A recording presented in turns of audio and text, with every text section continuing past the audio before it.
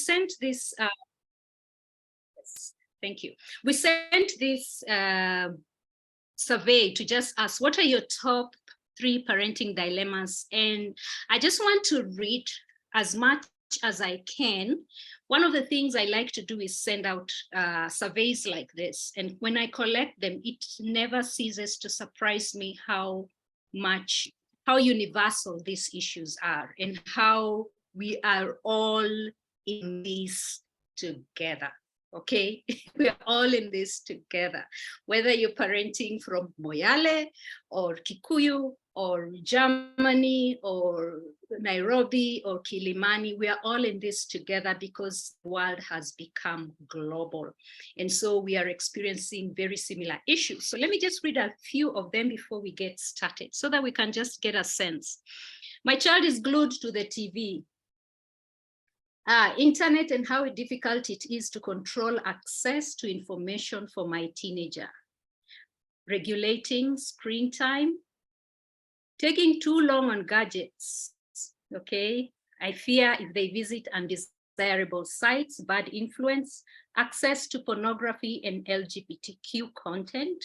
So these are our concerns. Amount of time spent, content scrutiny, length of time, how to enable to use and benefit from technology in a positive way. Cyberbullying, erroneous information, keeping them away from phones, trying to use it in an advantage part like learning, screen time, exposure to adult sites, cyberbullying, exposure and addiction, whether to keep the gadgets at night or not, when using the gadgets for homework. How do you know whether it's homework or something else? Seriously, how do you know? It is such a real dilemma because like you cannot keep there. You can just not, you can't. And like I was sharing on social media, I actually have a monitoring app. But even with a monitoring app, just being there constantly, and I'm talking about just one child. Okay, some have 2, some have 3, some have 3 teenagers. God bless you.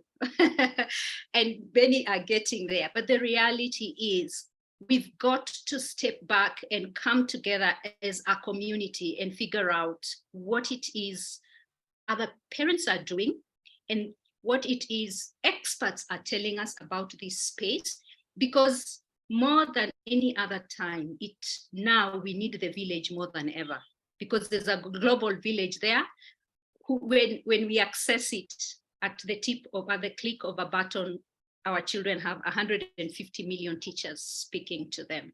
So it is definitely a space where we need a lot of conversations, as many conversations as possible, and I'm happy to have our guests today.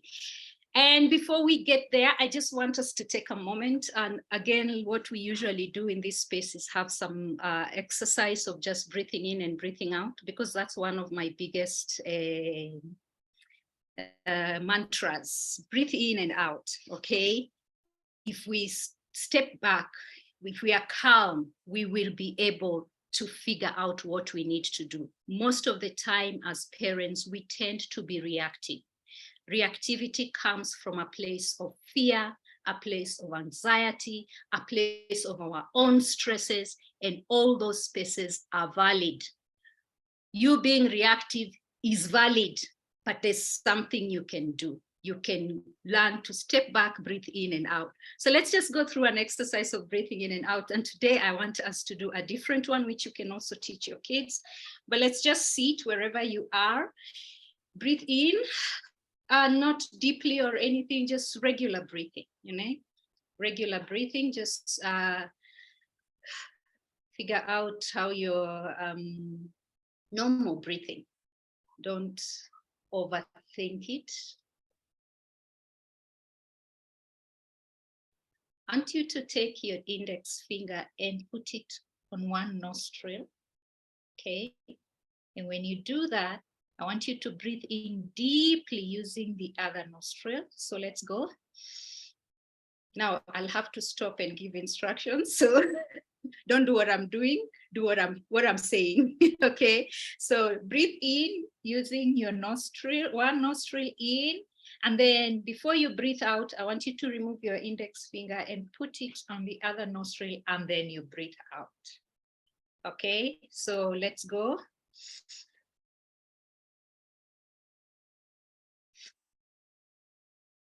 That's one again.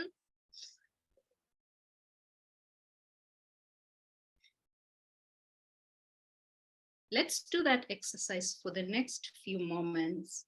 And I want you to really pay attention to the oxygen that is getting into your brain, and allow it to get into your brain, into your lungs, and just be thankful for the ability to breathe. So let's do this.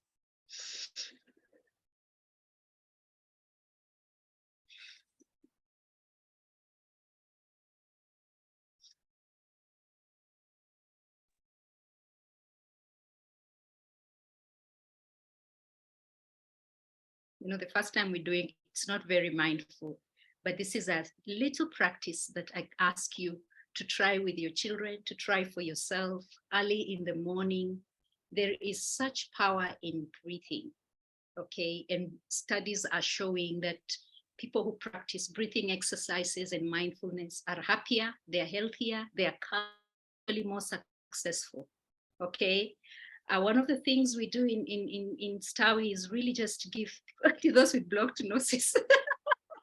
Oh my gosh, I'm sorry. should have thought of that. Thank you, Lynette. That's a really good one.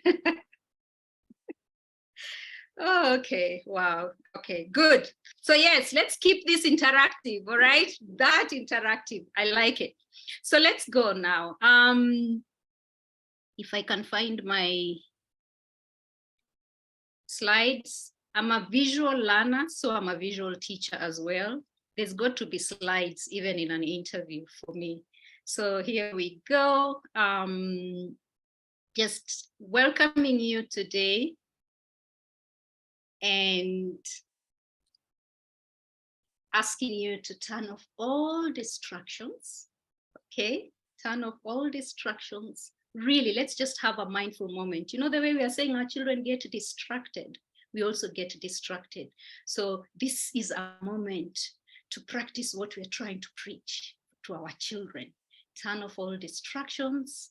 Then I usually say, please have a pen and notebook, but nowadays I add on or something, because I've realized there are people who just are not writers. They're not analog like me. So please pick something that you actually can take notes on, because it really makes a difference when you take notes, whether it's on your phone or whatever.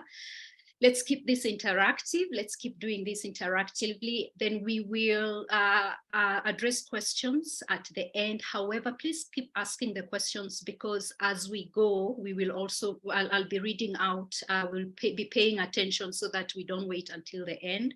And then I'm asking that you be present, okay? Be present so that we can be able to get as much. We did it's called the alternate nostril breathing. There are so many breathing exercises and different mindful techniques that we can do. And I will just tell you, teenagers, all ages, including teenagers, love these exercises. And most of them really actually, if you put them as part of your teaching or interaction with teenagers, or even as a family activity, it does make a difference. Remember, people who meditate, people who do breathing exercises, who take time to be more mindful, have been found to be happier, healthier, less reactive, and more successful than those who do not. So a little bit about myself, pretty much there could be a few people who haven't met me. I am a mom, I'm a psychologist and a parent coach. I'm also the CEO for STAWI Camp for Wellbeing. We will be talking a little bit about that later. Now, I have been doing therapy for many years, but I am transitioning to what we call psychoeducation in our field, where I'm not actively doing therapy, but I'm creating spaces where information that could be technical from the psychologists, from our field, can be broken down in a way that's easier, is chewable, is relatable to people. And so psychoeducation is one of the where you you get people to understand more about our field and also about mental health. And so we are really normalizing conversations about mental health. And so for me, my niche right now is children and their parents. And parents I put in quotes because I believe parents is anyone who has children in their space. Our vision is to create a community of caring being a very important aspect of our what we do. Committed adults who are committed to creating spaces for all kinds of children to thrive, and Candid Conversation is one of those spaces that we are creating so that we get to understand how to create a conducive environment for our children to thrive even in the tech world. Let me introduce Evelyn Kasina. Evelyn is a friend. We met online many years ago, and we have met online many times. I really have a lot of respect for Evelyn in the work that she does. I feel she's really charted a path in that space as a trailblazer. And I always tell her, I've never had anyone with the title Family IT Consultant. She's the founder of Evelyn Communications, and Evelyn is driven by a passion to ensure that technology works for the family unit. As a parent, she understands the dangers that lurk online for minors and is able to balance the need for them to use the internet to their benefit. So she will tell us a little bit about her programs and how she does that, and how she works with the entire ecosystem of the child to promote online safety. So using all those wonderful emojis that we have been given by Zoom, please let us welcome Evelyn, and also allow me to introduce Mwongera. Mwongera is a parenting coach and founder of the Legacy Project. Again, I met Mwongera a couple of years ago when I was writing my book, Parenting with Your Heart in Mind. And we really got to connect because we speak the same language in terms of just creating spaces for families to thrive. He has cut a niche in the fatherhood space, and there is so much. When I was sending out this to the different groups, most people were like, yeah, you know, he spoke in our group. He's an amazing coach. Well, you know, we gained a lot from him. So I'm really honored to have you here also, Mwongera. Mwongera is a public speaker, trainer, coach, and communication strategist. And you can see the organizations. I just picked a few from his bio that he has worked with: UNICEF, WFP, GIZ, UNDRR, Gully Effect, and Nairobi Chapel, among others. And as part of his commitment to the future of this continent, he started a forum to engage with and equip men for fatherhood called Papa Bear Kenya. I really honor you for what you're doing in the fatherhood space. There are very few doing that, in the parenting space, specifically in the fatherhood. And I will tell you for sure, in my classes, out of 10 parents, I will have 1 or 2 dads, okay? And we hang on to them. We're like, okay, what can we do to keep you here? You know, so it's just amazing what you do. And I look forward to, you know, more collaborations to just see how we can get the entire family unit, so that it's not a women's thing or a, you know, a mommy's thing, mommy's forum or daddy's forum, because we really are meant to raise children together. So check out papabear.co.ke, and then through this forum, he has created content and provided support for thousands of men as they navigate their fatherhood journeys, actively participating in securing the future of the children of Africa. So again, with all those wonderful emojis and celebrations, let us welcome Mwongera. Thank you so much for being here. Just a little bit about the plan for today. We're going to talk about the dilemmas around managing technology. It might not be in this order, but we are summarizing in this just to give you a visual of what it is we are talking about today.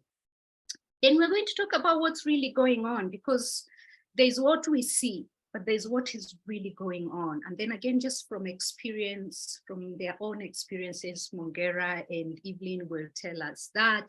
I will also chime in where I can, but I'm here more than anything, I'm here to learn as well. Then how do we support going to be talking to finding out how Evelyn and Mwongera are supporting their parents in their spaces. And then we will give them an opportunity to talk about what programs they have, and as well as Q&A. So I hope we are all ready. The plane has taken off, so let us do this. I look forward to a very engaging evening. That is not for now. So let me put this down and let us do this. So karibuni sana again, Mwongera, karibu Evelyn.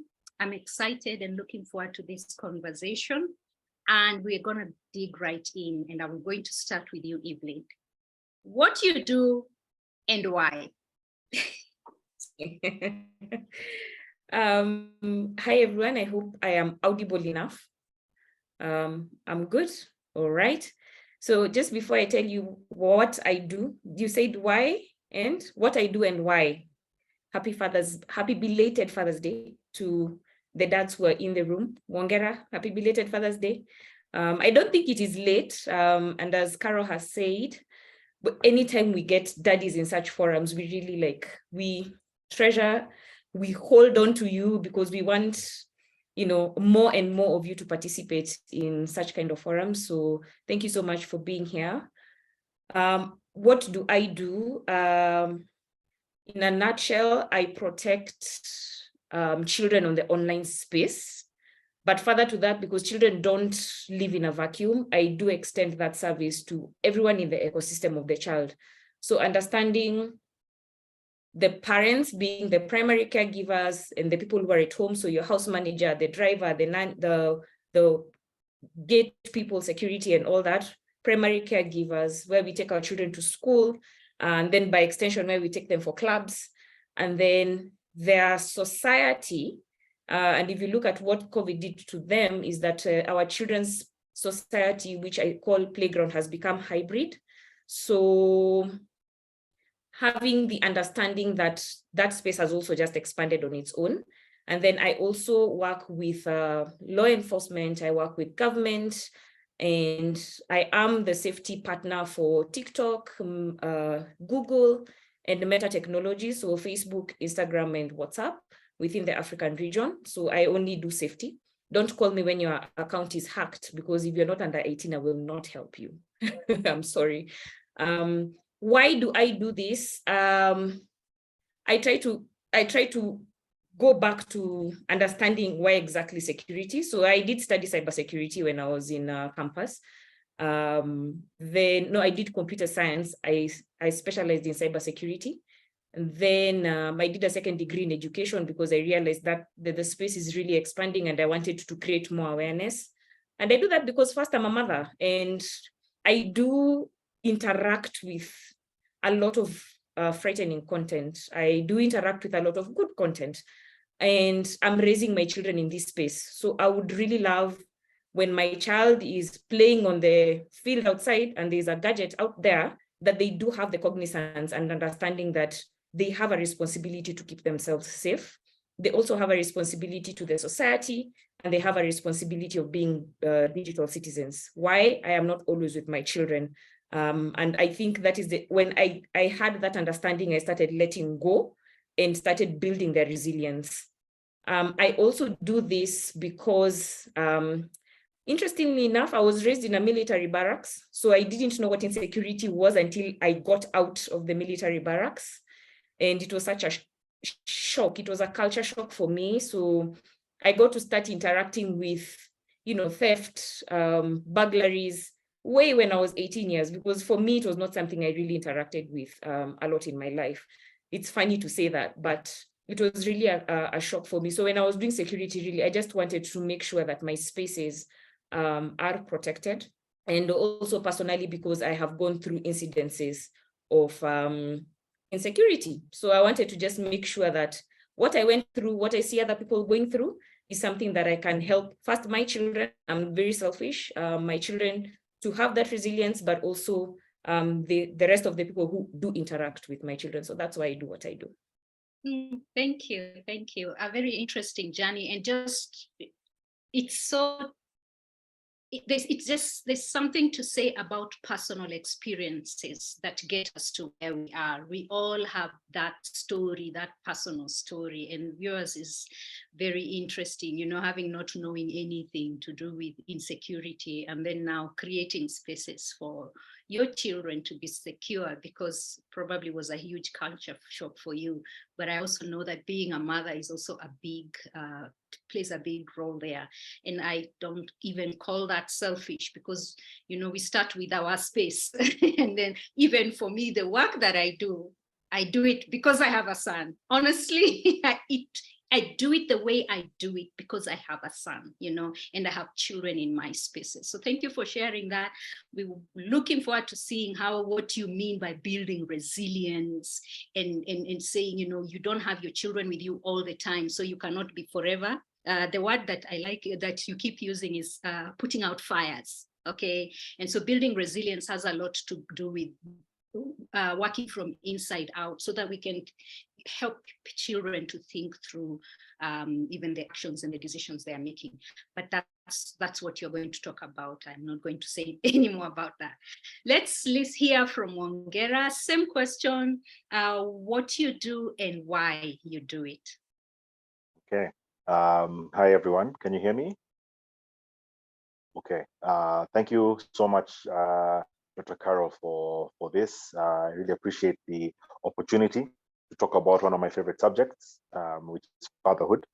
And so I do a number of things, but for the purpose of this conversation, I run a project on fatherhood and parenting called the Legacy Project, which is prefaced by the Papa Bear platform. So Papa Bear is a brand under the Legacy Project, but the idea is really to engage with and equip men for fatherhood.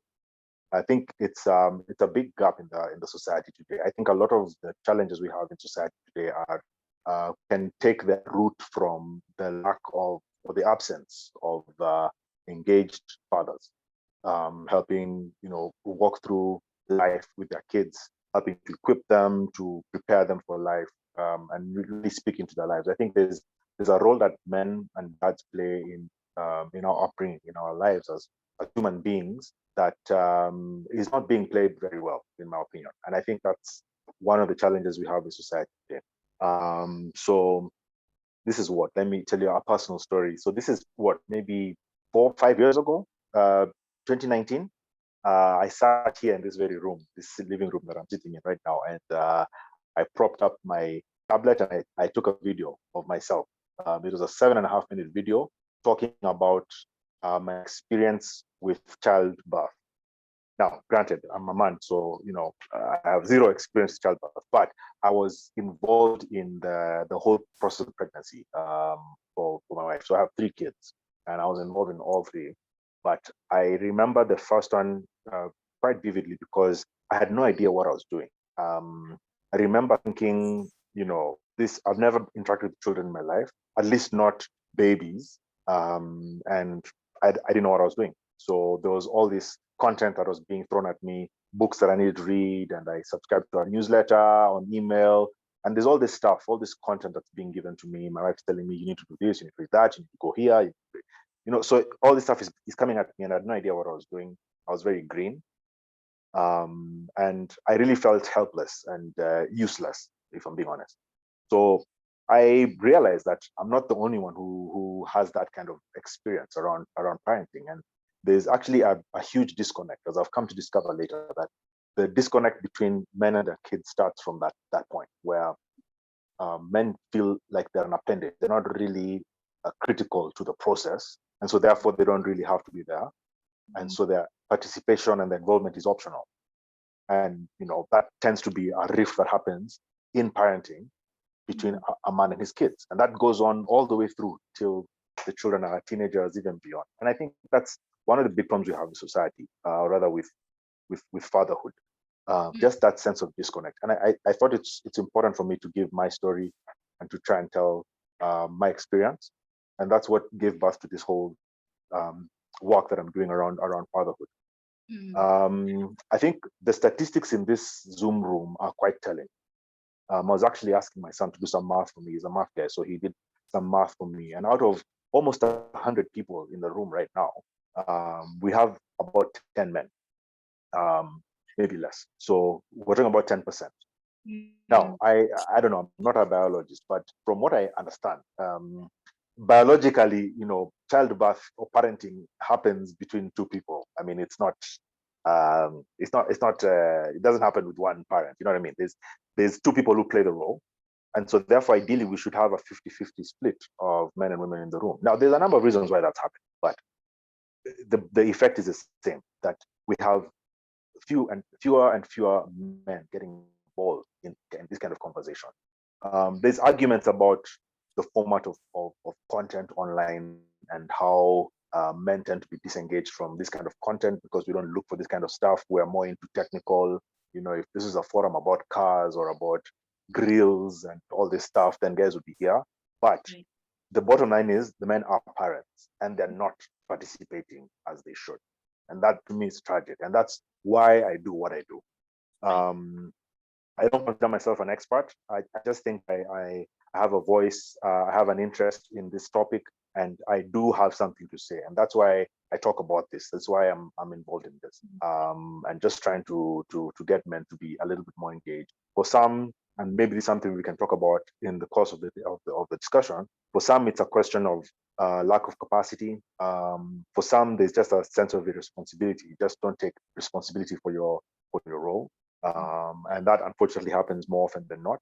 And for some, you just feel like you're not equipped for this. This is not my thing. I don't know how to do this. This is mom's job. So you just sort of disengage and you don't realize the impact that your absence has on the future of your kids. So there's a lot to unpack. There's a lot to talk about. But the bottom line is the effect is felt. The effect of the absence of men in their children's life is felt. It doesn't matter why you're doing it. Doesn't matter what good reason you have. The bottom line is kids are growing up without fathers, and that is a big problem. And that's why I do what I do.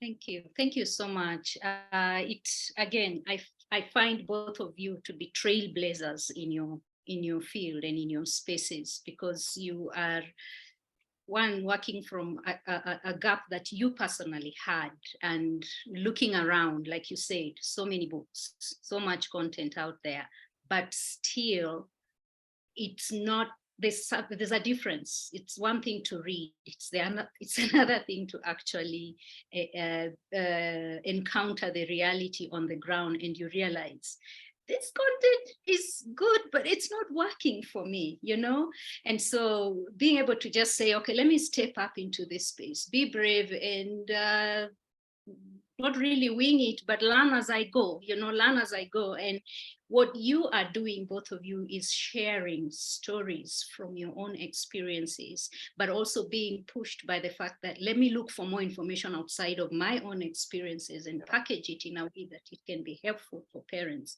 A lot of the information that we get is we like to call it Western. Okay, and it's just important that, whatever word we want to call it, we ask ourselves, okay, fine, this is what we have. Let's see how it's working.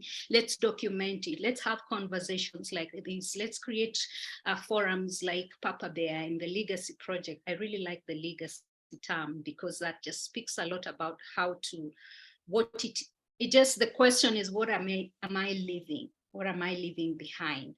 And so, we have spaces like Evelyn. We are doing this not because we are experts. We are doing this from a place of experience, from a place of passion. And I really want to thank you for doing that in both your spaces. You really are leading, and keep doing what you are doing. And I'm looking forward again to the conversation we are going to have today. So then let me just slide right into the pain points in both your spaces. I read a few here, and I sent you some of these things, and a lot more came after that. But again, if we have to put it, we'll realize that it's around maybe about 5 things. It's not even like we have 100 million problems for the 100 million families. it's just around there's a lot of fear and anxiety around what are they watching? Are they safe out there? Cyberbullying, how is it affecting their mental health? And so without saying so much, because you read and you're in those spaces, Evelyn, tell us a little bit about the pain points. What do the parents bring into your space? So I love, let me say what you've taught me over time to start with, before we get into the granular parts of the content. At this point, how are you feeling? And I think that's something you've always taught me, so that even as we go midway, ask yourself, now with all this information we are getting, how am I feeling? And then towards the end, you can also take an inventory of how you're feeling, because yes, at some point I know Mwongera and I will keep, making you feel a certain way, which is okay, by the way. I'll keep giving you hugs, and this is coming from a place of love. What do people come to me with? Now, very many parents, and I think I was there some time back, we are firefighters. So there's this thing that we put out fire, which is called a fire extinguisher. Depending on the weight that you choose to put on your back, it can become very heavy. So you will see something in your house and, I'm busy, I don't know how to handle it, and rub it off. You will hear certain things within conversations, even written in the diaries of your children from school. And because it's not become a big thing, you let it. I think it is famous, if you've met a firefighter, they'll tell you where there is smoke, there is fire. It will eventually come. Now, when people are coming to me, Carol, one of the things that's very prominent is, Evelyn, my child is watching porn. It's one of the biggest things. And if you've ever asked me that question, I think the answer that I always give you is, so they're watching porn, so. Or I'll ask you, what porn? Because right now, there is a classification of the different types of pornography that is out there for your consumption. However, when I sit and I listen to the anxieties, I listen to the fears, I listen to, I think also we have a space where people need to really vent. The economy is really hard on us. And so when all these things are being pushed down to us, things are piling and piling and piling, you realize you're a pressure cooker and things are just popping out. So inappropriate content, and porn is one of the biggest one, that is one of the biggest things that people come in a hurry. Screen time is another very big animal. And I think maybe a third one would be, what do I do? And what do I do normally comes when there's a different experience. Maybe a child has been groomed, or maybe there's an inappropriate content of your child on the internet space, and you really don't know what to do at that point. So let me begin with, my child is watching porn, and you will come and tell me that and ask you, so, what do you mean so? And I'll say, yeah, so what porn are they watching? They've already watched. You see, the thing is, the eye has already seen. What the eye has seen has already gone to the heart. So it's already planted a seed, and what you need to start quickly thinking about is, what is my child going to do with the information that they've consumed, okay? But a flip that I always give to parents is, so the people who are creating this pornography, for instance, and pornography, by this, is not the only inappropriate content that is out there for our children, but because it is the biggest fear, it's what comes often. It's a whole industry. Aren't those people people's children? They are children, just like your child is in the house and my child is in the house. And one of the questions I do pose, and I want to pose it here, is, so have you ever thought of your child now creating that content? And you see, when you think about that, the conversation becomes totally different. So you shift your mindset, because yes, my child has watched, and what they saw came to their heart. So a seed was planted. So what action will they take once they have seen? Children by nature are curious. I want you to go back to when you were a teenager. Maybe we did not have the access of technology that is there right now. We lived in a totally different world. Does it mean we didn't push boundaries? Does it mean we didn't disobey our parents? Does it mean we didn't look for those magazines of Playboy that certain people, and we knew those people who had access to those things, we knew. And it was a matter of enda chini ya mattress mahali, you get it, and you will see, right? It's not maybe as often that or as accessible now, but we had our fair share. But what I want you to think about right now is after they've consumed, then what? And that is where we can start. And I keep telling parents, this is the point where you start thinking about your shock absorbers. And I will keep using words like build resilience. And building resilience here for a parent is, it's not a matter of if, it's a matter of when. Even I know that my children will watch pornography. I do know that. I'm waiting for when. And when that happens, what will I do? Yeah. As I was registering for this particular webinar, I answered one question, and what is my pain point? I think the question was around what is my pain point. I think for me, it is fear, the fear of what I see when I'm working in my workspace happening in my home. That is my greatest fear, because I know what I tell other people's children. I know as a practitioner, I will give you guidance, but when it happens in my house, I have no clue where to start. Maybe I do, but that I'm leaving it to the time that I will start experiencing such kind of things. The second one is the second one, someone asked, explain what grooming is. Oh, okay. Grooming is the process where an adult would want to take advantage of the vulnerability of a child, either through a gaming platform or social media, by asking them questions that will make them give more information, private information for something. So they're playing a game, for instance, and then your child is in a public portal, but then they're like, can we have a separate conversation in the direct messenger? Let's create a server. I don't know how to do this. And then when they get into the private space, this particular person wants to start finding out, are we in the same jurisdiction? Can I meet you and stuff like that? Because in a public portal, people can actually spot those things. So grooming is the process where you find if a child has been kidnapped by somebody, there was that process. Where did we meet? Did somebody send them money? What did they tell this child? And it is just looking at the small gaps and vulnerabilities that make children give private information to somebody who can take advantage of that. Okay. Now go to number 2. Okay, number 2 is my child is spending too much time online. So I'll answer that in 2 parts. How much time are you spending online? Because your children will do what they see you do. Are you the person who, when you want to say, you people are spending too much time on the phone or on the TV or something, your phone never leaves your hand. You're in the toilet with it, you're cooking with it, you're literally everywhere with your phone. Or when your phone is at 5%, you're having palpitations, like, oh my God, and everywhere you're busy looking for who has a power bank or who has a charger. If that happens to you, that energy, you're transmitting it to your child. Monkey see, monkey do. Thank you. Yes. Number 2. Just yes. eat big. Yes. So the second part is, and this, it's more of mindset. So let me just keep changing and shifting mindsets when I'm answering this question. Screen time has got no problem. Why?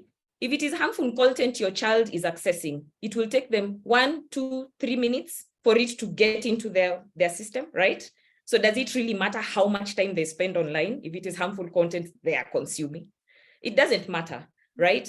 What I want you to focus on is the quality of content, not the quantity of content, quality. And when I'm in class and I'm teaching them, there are 3 things that, and this came after COVID, because the World Health Organization had already given us almost like a structure on different ages, can spend different time. And then I realized, no, wait a minute, there is that, but what they're consuming could actually be a whole different conversation to unpack. If you're thinking about, say, let me give a school season, your child is a school season, and then when they're on holiday, what are the kind of rules that you have within your home on how to access certain gadgets? But even before I do that, you need to be able to quickly do a math in your head on what kind of gadgets your child has access to. The ones that you bought for them, that they know this is my phone, and the common devices that are shared among people. And then start finding out if it is a shared gadget, are there adults who are sharing these gadgets? Are there social media platforms that are installed in these gadgets that my children then can access? And I will speak a little bit about that in terms of, and you'll hear me all the time in public spaces saying, adult phones are not for children's eyes. I will speak into that a little later. So it is about content. If they're in school season, create a schedule where Monday to Friday, for instance, I'll give an example with my house. Monday to Friday, there's no TV. Friday, we have to do certain things before the TV comes on. And at that point, we give the children an opportunity to say, I'm going to do my assignment either on Sunday, on Saturday, or let me do on Friday so that I can free up my weekend. I think at that point, you need to also, because of critical thinking, you need to give children an opportunity to start managing themselves because you're not raising robots. Then on Saturday, Sunday, can we find a common space within the house that we can have a consensus, we can have a family movie together and stuff like that. So what I train them in class, and I also train parents, is let the first hours of the day be productive screen time. Productive screen time there means there is some collaboration between your child and the gadgets they're using. Are they on Pinterest doing something that they can record and post, or are they learning to cook? Are they doing art? Are they doing chess? Are they doing coding? Something that has two-way collaboration, as opposed to them sitting on Netflix and they're just like this. I call it zombified mode. And then, of course, they will use technology at certain spaces to communicate because some of them are on social media. And then if we can, at the end of the day, that is when they can sit and binge on, the series and the movies and what have you. Have a cut-off time, which is agreed upon. And I think some of these things we need to start having conversations with our children so that they can feel part of the process. Can we start screen at this time? Can we cut it off at this time? So that even as you're trying to nudge them with what your expectations are, they feel like they're part of the process. The third one, what was the third one, Carol? The third one. Inappropriate content, screen time, and I don't know. The I don't know is a very wide topic. The I don't know is something that has come up. Let's say it bulged out during COVID, and when we started getting to what maybe after COVID experience in life, is where parents now would suddenly come and say, do you know, I didn't know my child was on TikTok, but they're on TikTok. And then I'm like, they're on TikTok. I don't know. I was told, and I saw a fight and somebody was posting something online. So what do I do? Now, I don't know. I can't fault anybody for not knowing because we only address things that are in front of us. I say it's wisdom for us to know that fire burns, but it is stupid for you to put your hand on fire to see how hard it hurts or how far you will feel that burn. If I see Mwongera's child going through something, and I do know that my child interacts with Mwongera's child, it behooves me to sit down with my child and have a conversation, because I also want to see if my child can be a positive influence to Mwongera's child, who is probably going through something a little difficult, because peer-to-peer influence is very important. Number two, and I ran this to a program called Jitume. Jitume is send yourself, Send yourself and unplug. And by unplugging, I mean just slow down. All these things that you're running after, you will still have time to run after them. But when you feel like, and Mwongera has mentioned this, that there's a space where children are not experiencing their parents. It's not just the fathers, even the mothers, but I know there's a space he will talk about the fathers, but children are not experiencing their parents, such that you only start becoming a firefighter because you saw your child something has happened in a space where you didn't even know existed, right? So one of the things that I always say is, and maybe this is something you can start from today, do an inventory where you first understand how many gadgets do I have in my house. Shock on you, you will realize you have more gadgets than you have toilets in your house. That's one. Number two, if you can, start building a conversation and a relationship with your child where they are honest with you with how many platforms they have signed up to. How many? Because yes, maybe you know Instagram, you only know one account, and they've let you in on that one account because they know you follow them. You snoop, and I know that is the question that came. You snoop on that Instagram account. So they have Finsters, and the Finsters is where they do what they want because they know, my mom does not know this pseudonym, my mom does not know this email address, and I can do what I want on this platform. So if you can have a conversation and build trust. This is building trust. It's not a light switch. Build trust so that you can be like, hey, I understand that these kind of things happen. I'm not on this platform. So can I learn with you? Can we engage on what you're doing and what my expectations are for you? But also the responsibility for them. I want you to push the responsibility to them. Why? You will be very sad, and I tell my own children, I'll be very sad if I see, say, a naked photo of you online, but guess whose naked photo it is? Yours, not mine. So if anybody is going to use it against you, I will feel bad as a parent, but it is upon you to take that responsibility. Keep pushing that, not to blackmail, to encourage. There's a fine balance. So before I say so many things, those are my 3 points. And I hope you are racing with my children are spending so much time online. Ask yourself, is it quality content? Don't call it rubbish content. I think also we need to change our communication. Is it pointless? Is it empty? Is it edifying? Actually use the word edifying, because maybe, if it is around, I don't want my child to access inappropriate content, for instance, they can actually create it. But when they do access that content, even as a parent, what is your role into saying, what did you understand with what you watched? It's very difficult, but you have to understand, because sometimes when you find your child watching porn, the first thing you do is yank the phone, start shouting, because you don't know what is going on, you don't know. So maybe you start creating a panic and your child actually just didn't know. It's honest, they just didn't know what was happening. Sometimes they went to look, but it is your responsibility to take yourself from where you are as a parent, come down to their level, seek to understand your child so that they can understand you. Seek to understand your child so that they can understand you, so that at least when you're having that conversation, it is not from a combative place. I know some people will say, but when they are watching porn, so if you find them in that moment, do what Carol has said. That one, if it doesn't, go to your room. At that point, you can take away the gadget because you don't want them to continue doing that. Go to your room, scream, talk to yourself, look at the mirror until you calm down.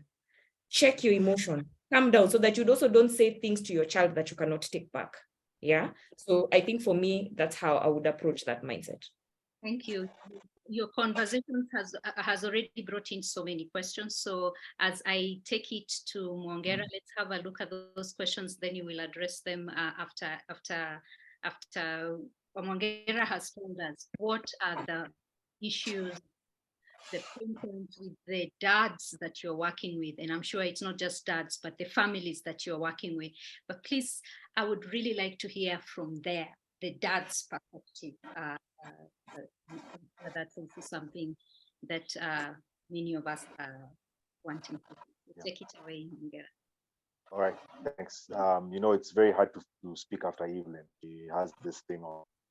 She just says all the points. Now I've just been ticking off my book here. I'm like, now I just look like I didn't prepare. I look like I didn't know what I was doing. I just came to repeat what Evelyn was saying. It's a phrase that goes, Mwongera, there's nothing new under the sun. So you can repeat everything. Can rehash. Yes. Yeah, no, I completely defer to Evelyn because she's probably an industry leader on this issue of tech and families. The only thing I can add, and just from a father's perspective, is the issue of relationship. I think it all comes down to what kind of relationship you have with your kid. And again, building on this whole idea or this whole reality that a lot of men are disengaged from their parenting process, then what then tends to happen is, a man checks into the whole situation with this whole gung ho, I found my son doing 1, 2, 3, and you want to beat, the crap out of him because you saw him doing 1, 2, 3, yet you have no relationship or no connection with him. And if you're disconnected from the process, it's very difficult for you to have the moral authority to stand and say stop or don't do. Now, let me also contextualize that, because I think that moral authority is an absolute, right? You don't have to have it, or rather, truth is absolute. You don't have to have moral authority to speak truth. And somebody's mic is on. I'm hearing some background. I think Julius, I don't know is that Julius? Maybe I could just request the team to have a look, huh? Just so we can see who's unmuted. Miriam Maina. Okay. There. All right. So what I was saying is truth is absolute. You don't have to have moral authority to speak truth. And I think many dads suffer from that idea that I can't say the truth to my kids because I've not been there, I've not been involved, and so you feel, I'm just going to let things slide, and that's a problem. That's one of the problems that we have with fatherhood today. The need to feel that you have the moral authority to speak, and you don't have to because you have truth, and truth is absolute. Okay. That's one thing. Secondly, when we talk about relationships, relationships are built over time, and trust is earned over time. Okay, and so you have to be in a place where you have constant conversations with your children for you to be able to then come into established ground rules. Yeah. Granted, you don't have to have a relationship to be in charge or to have the authority over them, but it does help, especially when your kids get older and they get to the age where they're able to make their own decisions, or they're being influenced by outside forces over which you have little control or even little knowledge. That is when your relationship with them matters, because then you're able to speak to them authoritatively and say no, and they're able to come to you and ask you, "Mom, I've seen, I've heard, I've interacted with this. What do you think?"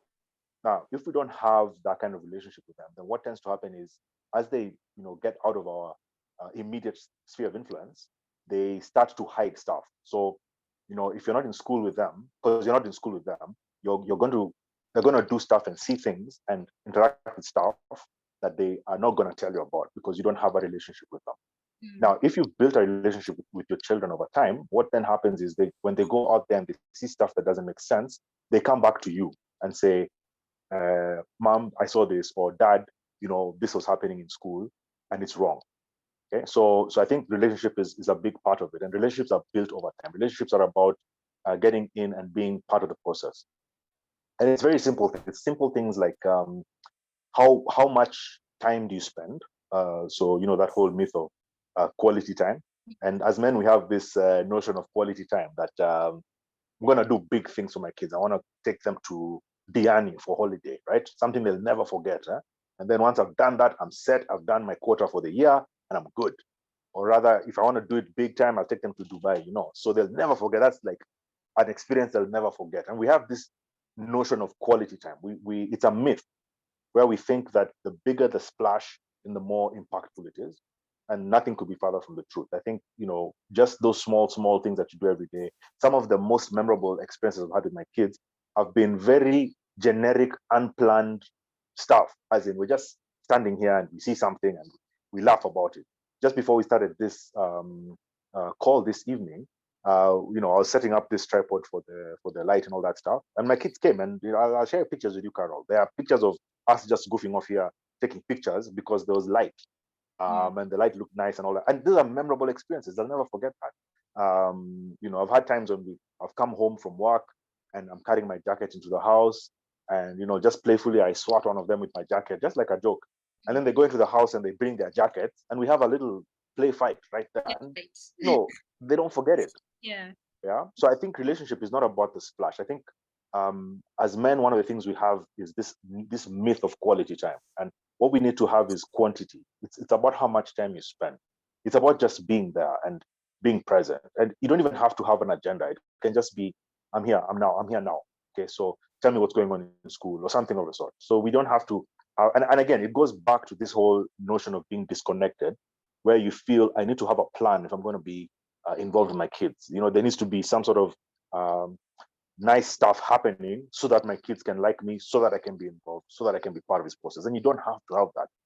Just being present is enough. So I think relationship building is about presence. It's about being there, and there's no substitute for that. You have to literally get off get out of the office and come and sit with your kids. There's no substitute for that. That's the second thing. The third thing is the issue of values. Yeah. And you see, values are ingrained, and one of the things that we teach in parenting class is about the values and how those values lead to beliefs, core beliefs about yourself, and how those core beliefs then lead to thoughts and feelings about yourself, and how that then doing some of these things. It's behavior that's coming from a much deeper level, where there are values and beliefs and feelings that have come out of experiences that our children have had with us. So, we need to be able to instill certain values in our kids that then manifest in behavior. Because just like Evelyn is saying, you're not going to be there all the time. There are things that will happen that you will not know about. If you're lucky, your kids will tell you about some of these things. But you need them to be able to stand on their own 2 feet and say, no, that's wrong. If they see coming to them with their phone and there's porn on it, you need your kids to be able to say, that's wrong. I shouldn't be seeing this. This is inappropriate. And if you haven't taught them the values that you espouse as a parent, then it's very difficult for them to stand up and say no, or for them to realize that what they're looking at is wrong. And it all goes back to how much time do you spend with them? How do you walk with your children? Because walking with them gives you the opportunity to pass on these values. You see, these values are not taught; they're caught. They have to see you doing them. And I really like what Evelyn said. If you're the one who's on your phone all the time, it's very difficult for you to now say, "Oh, phones are bad. You're taking too much time on your phones. You're on your screen for too long." I mean, you're on your screen all the time anyway.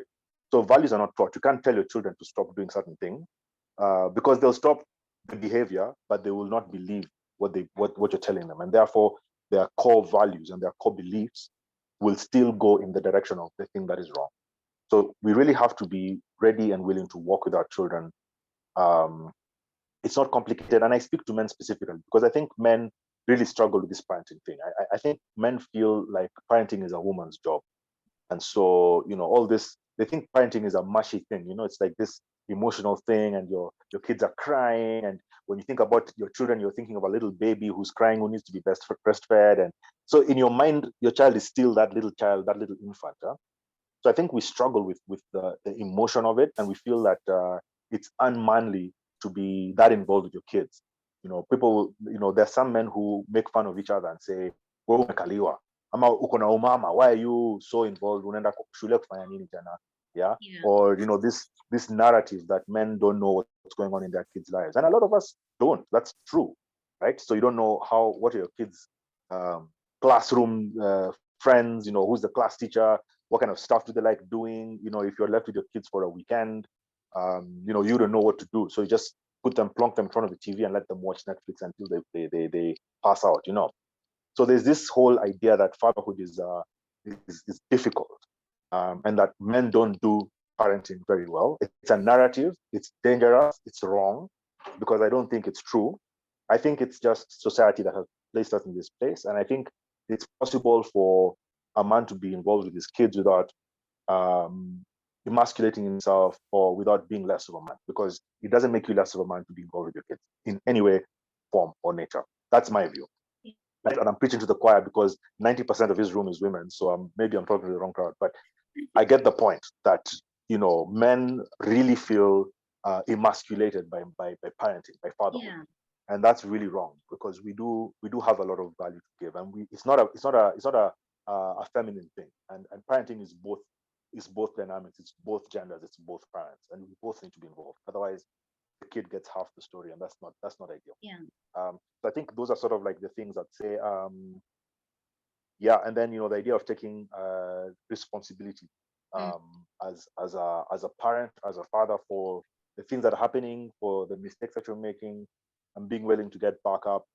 There's a whole, and again, as part of the work that I do, I've realized that there's a whole different, there's a different dynamic where men and women are concerned regarding resilience. Yeah, that word that Evelyn keeps using, resilience.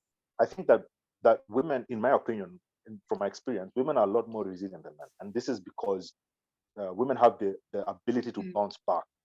And that whole things have gone wrong, I need to get back on the horse and continue. I think women do that much better than men. Men tend to sort of get bogged down by failure, perceived or otherwise, that now I failed, and you mope around, someone will lose their job, and 5 years later he's still moping around, those guys, they kicked me out, but women, they just snap out of it, and they're like, yes, it was bad, it was not a good thing, it wasn't fair, but 3 months later she's back on the horse, she's doing her thing. Yeah, I think that guys are not as resilient, and that could be partly because of lack of good examples. Again, going back to this whole fatherhood thing and the disconnection that men feel from their parenting journeys. But I just feel that women, for a number of reasons, and I have theories about that, but I just believe that women have that resilience, and men need to learn how to bounce back from that. And when you feel this is not working, the willingness to step on to another course of action, or to just pivot and do something completely different, as opposed to just staying there and saying, this is not working, I'm not a good dad, or I found my daughter watching porn, so I'm a bad dad, and therefore you're stuck there, and you never move from that. So I think we need to learn how to be a little bit more resilient and push past some of these things and just get back into it. And remember that the journey is not over. You had a setback, but it's not over. We still have a long way to go. So just keep going. I think that's something that we as men need to learn. Yeah. Let me stop there for now. Okay. Yeah, the small choir that you're preaching to is, I'm sure, really getting a lot. But women, we also tend to get this information and pass it on to the men in our lives. So the other choir that is in the backstage will still get this information. Thank you. What I really love, and I'm taking out of your conversation, is relationship. And I think it's important that at the beginning of this conversation, before even we start getting into the nitty-gritties, because there are already questions there, I'm sure you've seen, Evelyn, Minecraft, quality, what to unpack quality, what if this happens, and all that. We have to remind ourselves that the foundation is built at the space of relationship. And that's what we all do in our different spaces, the three of us, just making sure that even as we are, because crises have to be, you have to intervene at a time of crisis has happened. There has to be some first aid that needs to be done. But that first aid is not going to be sustainable if we are not going back to figure out what are the building blocks. We always say our children respond to us better when they feel connected to us. We need to step back and begin and do the work that we need to do to build spaces, to create spaces for that relationship.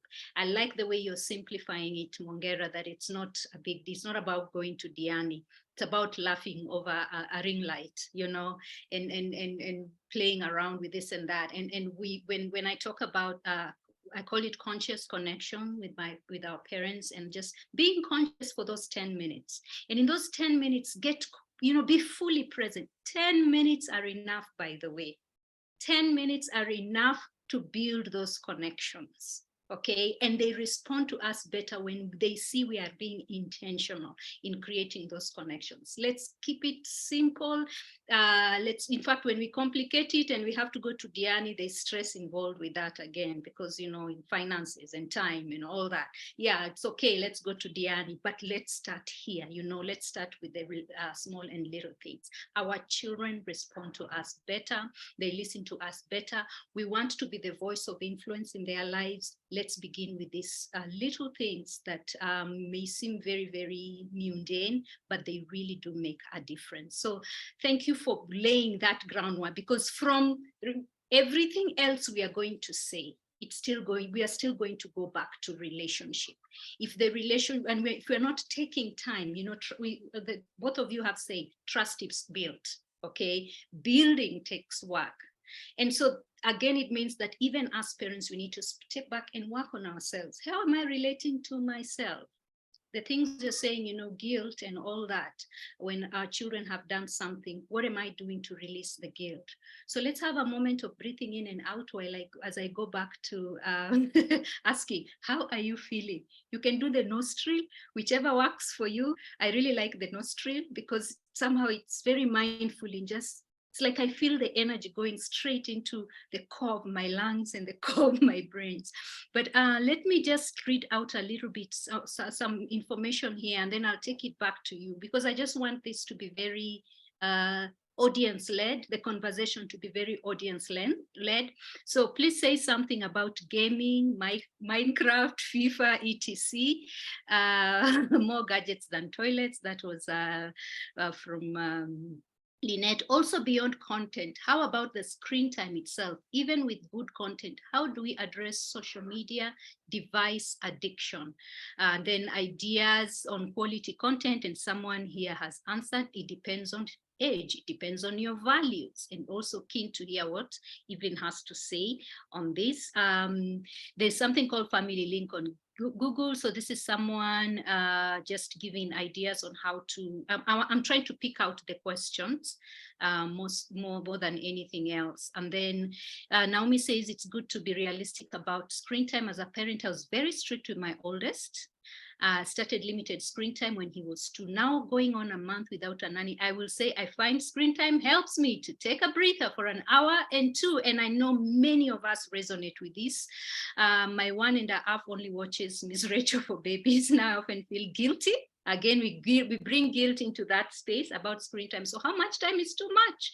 Even with quality content, there is fear of gadget addiction. So we'll also talk about what we really mean about addiction. Then how do we navigate the space of blocking, keeping away inappropriate content, parental controls? How do we navigate that? Asking for a friend.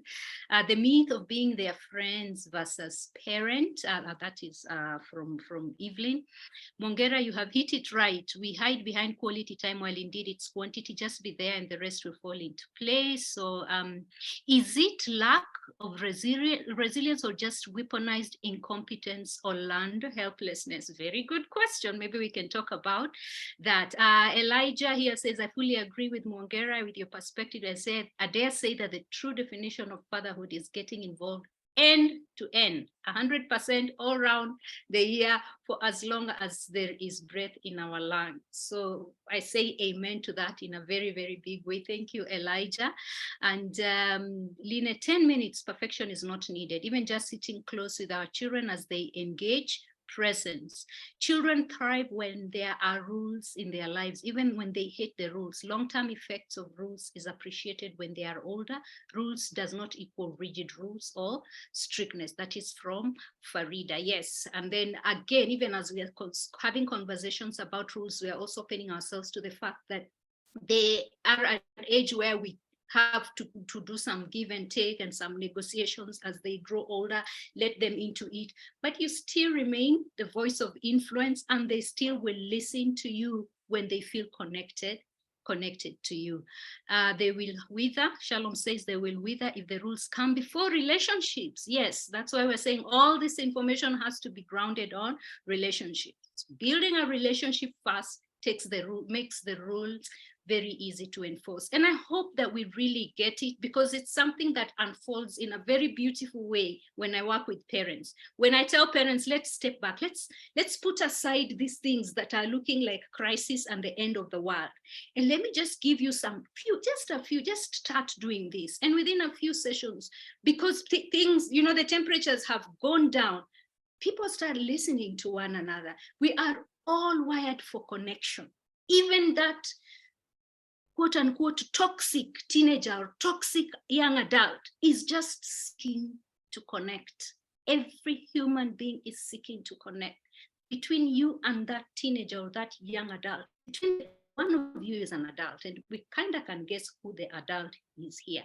One has to be the one to make that move, to reach out. Okay, so more about just being there. I find I struggle to connect with my kids because a lot of time their interests I know not much about. I really struggle to connect with them. That's a very good question. What does it mean by just being there? Let me just read them and then just throw it back to you guys to address whatever comes up for you. I'm going to stop there, because I can see they're still coming. Let me finish with this one from one boy. During COVID 2020, I found my then 14-year-old watching porn on his phone, and it became a teachable moment on values and character. Since we have a rapport, he opened up and asked so many questions on issues about sex. We also learned how to use the internet in a good way, and he was able to learn how to play the violin and guitar. Maybe it would have even made a bigger effect if it was the dad who would have talked to him about what he watched. But the fact that you actually sat down and did that, one boy, and you already see the difference, that is already amazing. And we always talk about a child still responds to you if they have one stable adult in their lives. Okay, that is still a factor for resilience. But let me let the two of you just weigh into this conversation, pick up whatever it is, because this is a very organic conversation. Evelyn. Wow. So they're coming fast and furious. There are some I will genuinely refuse to answer. one that I've seen, please tell us what to watch. I can't tell you what to watch, because if I tell you what to watch, it will be my preference, not yours. But however, I will give you a tool that will help you first show your children how to pre-screen content so that they're able to make decisions about what is edifying for them to watch or not, and have a conversation around it, because the tool also does have that. But there's this thing about that was popped, and I think I kept being tagged, to snoop or not to snoop. So first thing, and this is the phone. I was assuming it's first the phone, like what activities they're doing on the phone and social media, but I think we can couple them together. Before COVID, very many people will ask, what is the right age for me to give my child a phone? And I've always said, delay it as much as possible. But COVID did what it did. And you realize maybe that phone was the most affordable data-enabled gadget you could give to your child, so that continuity of life does happen. You want your child to go to school, you want to catch a break, so you want to give them that 1 hour of screen time, very many things. And I think there is a space for us learning on, then what do we do after I've already handed it over? So if you did it out of pressure, what I could say right now is I can actually share, the contracts or agreements. I don't like calling it's a contract, so let's call it a contract agreement on the responsibility that you're handing your child, okay? So that at least you're able to guide them. You give them your expectations of them. You come up with rules with consequences and stuff like that. When your child is below 13, I beg of you, please slow down and let me use it. Keep pushing it as much as you can. And there's a reason, because, and I think Carol can attest to this, the younger you start giving children their own devices, there are so many things you're denying them. Social media platforms will not take responsibility if something were to happen to your child if they're under the age of 13, because the threshold is 13. So today, I was moderating something somewhere. The internet governance is happening this week. And they're very, very, for me, they were terrifying statistics. As I was reading them out loud, I was like, oh my God. And it was saying as of January 2023, we had a population of 17.86 million internet users, 17.86 million, okay? Social media users stood at 10.55 million. That's around 19.3, close to 20% of the total population.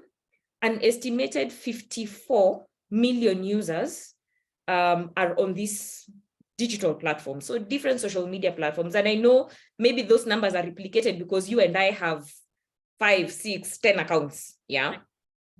But this was the thing that made me like, oh my gosh. So further to this information, you're saying 10.15 million people who use social media are above the age of 18. From 54 general to 10 who are above 18. So your child and I who are under 18, they create the biggest bulk, okay?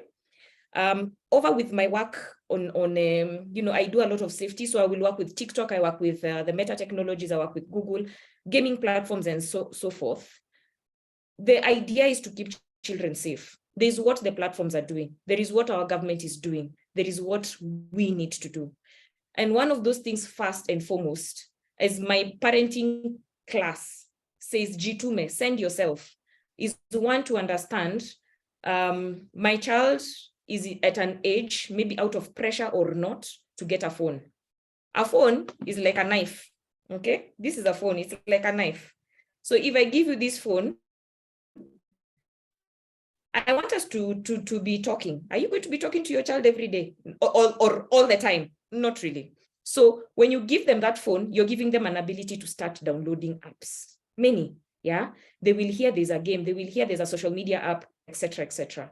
Your responsibility is to sit first, have an agreement on the responsibility of handed to them, knowing very well that they will hide, they will delete, they will create sudos. That's a possibility. It will happen. When it happens, what can we do?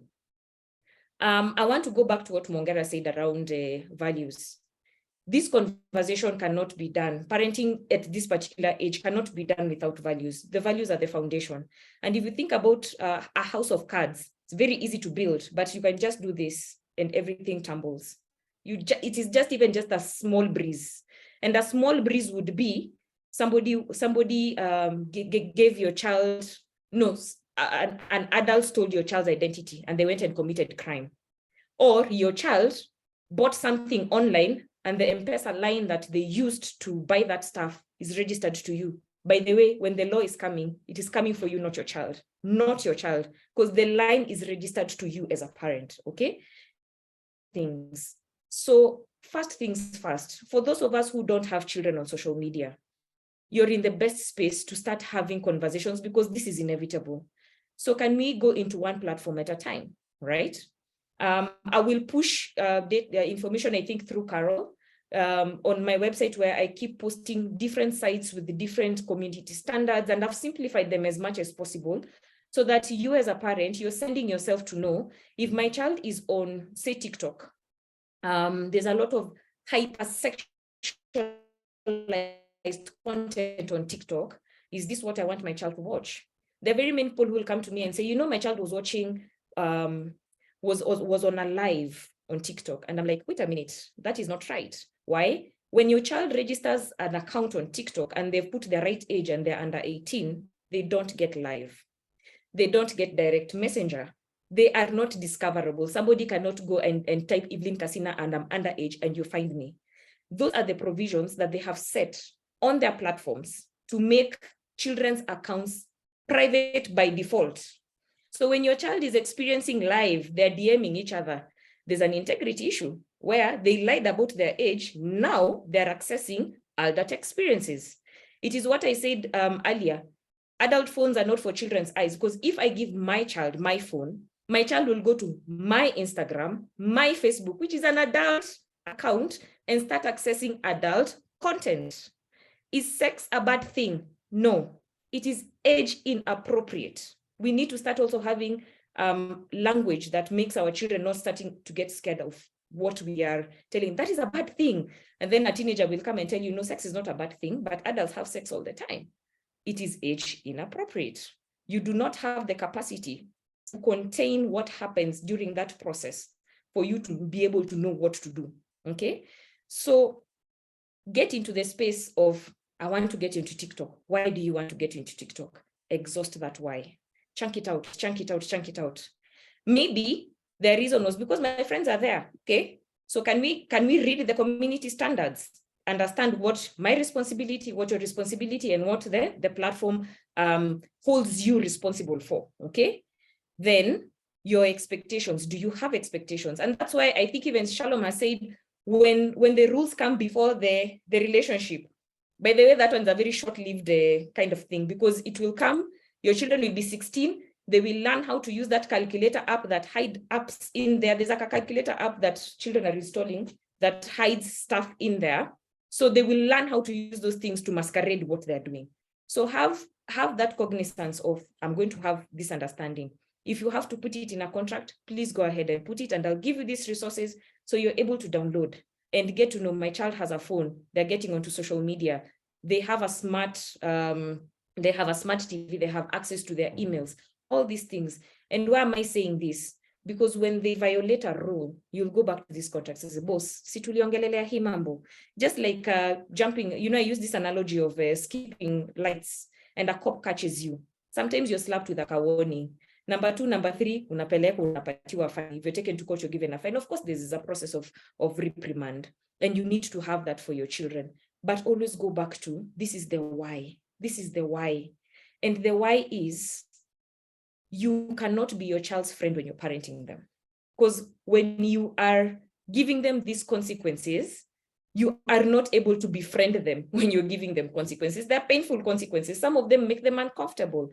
I have tools that I share. When people say, how do we have conversations? And I will give that. But there's something in the IT world that is said, zero trust. We say zero trust.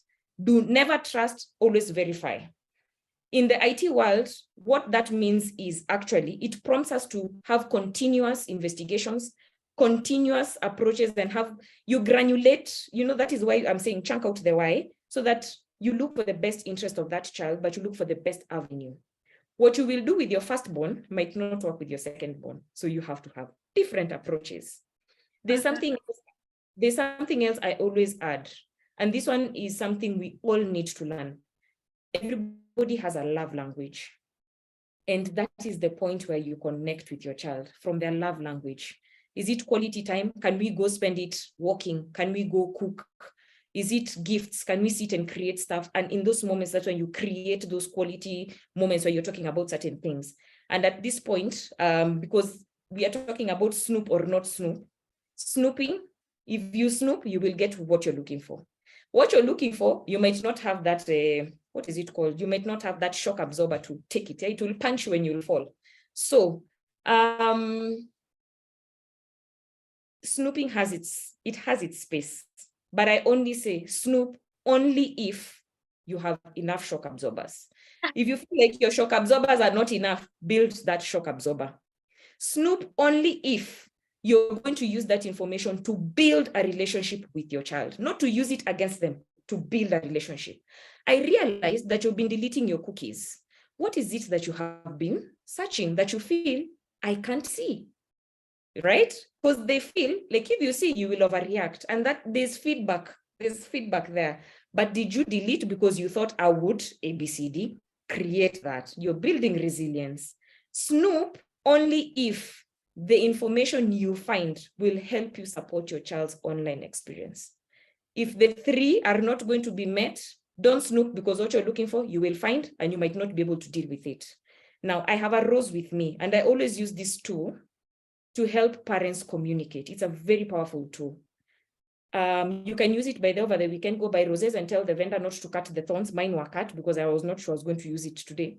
But tell them not to cut the thorns and also to leave these buds. So Mwongera also mentioned this affirmation. There are children who live all their lives without even being told, you look nice, you look pretty, you're good, you're enough. You know what I mean? Affirming your child and giving them those positive vibes. But there are also children who go through life, and maybe even us, we did go through life, always hearing the bad things we do, never been appreciated for the good things we do. It's like we wake up in the morning and we're just destructive. And I know our children do amazing stuff. So this tool is nice. A rose, if you smell it, beautiful. We love roses. They're flowers that beautify our lives, but they have thorns. Now, I want you to sit in a very informal way in your home with everybody. Don't make it formal because everybody will be like, hey, mami, I'm at a meeting. Yeah, don't scare them. For the first two of them, mummies who are in the room, and I know you're many, shock absorber, just keep doing this to yourself. If you have a ball that you can press, because you will be given a lot of feedback that is really heavy on you, daddies will be praised because I know, Carol, thank you.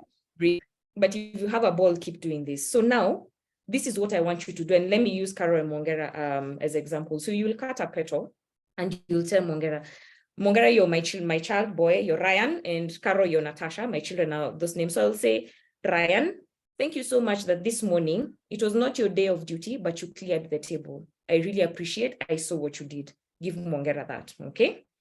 Natasha, her love language is acts of service. Actually, this petal was for Natasha, not Ryan. Ryan loves to affirm people. So Ryan will say, Mommy, I really love what they did on your hair, but I think the style that you did last week was a better style for you. I mean, he'll tell you your hairstyle looks badly, but in a very good way. But he will always go out of his way to tell people that you're doing a good job. When the sister is struggling with homework, he'll sit and help the sister. So I really appreciate you, Ryan, for helping your sister where she was struggling, for helping with the dishes and stuff like that. You realize these petals will go round. Mummies might not get a lot. Or if they do, it is, thank you for cooking for us. It's as if it's thank you for cooking for us. Thank you for picking us from school. It's okay. Take the petals. Here in the thorns are painful. If you touch a thorn like this, you will feel ouchy.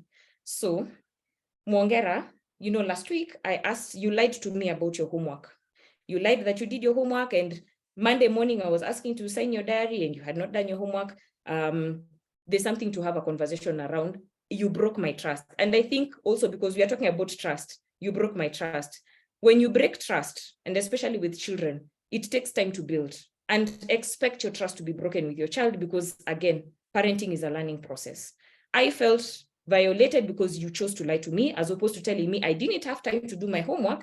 I will do it at a certain time. Have that conversation. So here is where parents will be thorned. You know, mommy, yesterday you shouted at me. You know, I was talking to you. You didn't listen to me. So the thorns will come very many, and give an opportunity for everybody to thorn themselves. I thorn you, Carol, because yesterday you did not ask me about if I wanted to eat my last cookie. You ate my last cookie. And yes, people will say all manner of things. It's feedback. Now, from whatever thorns come, this is where we have buds. If you nurture this, it turns into this, right? If you don't nurture it, it doesn't turn into anything. So these are your areas of improvement.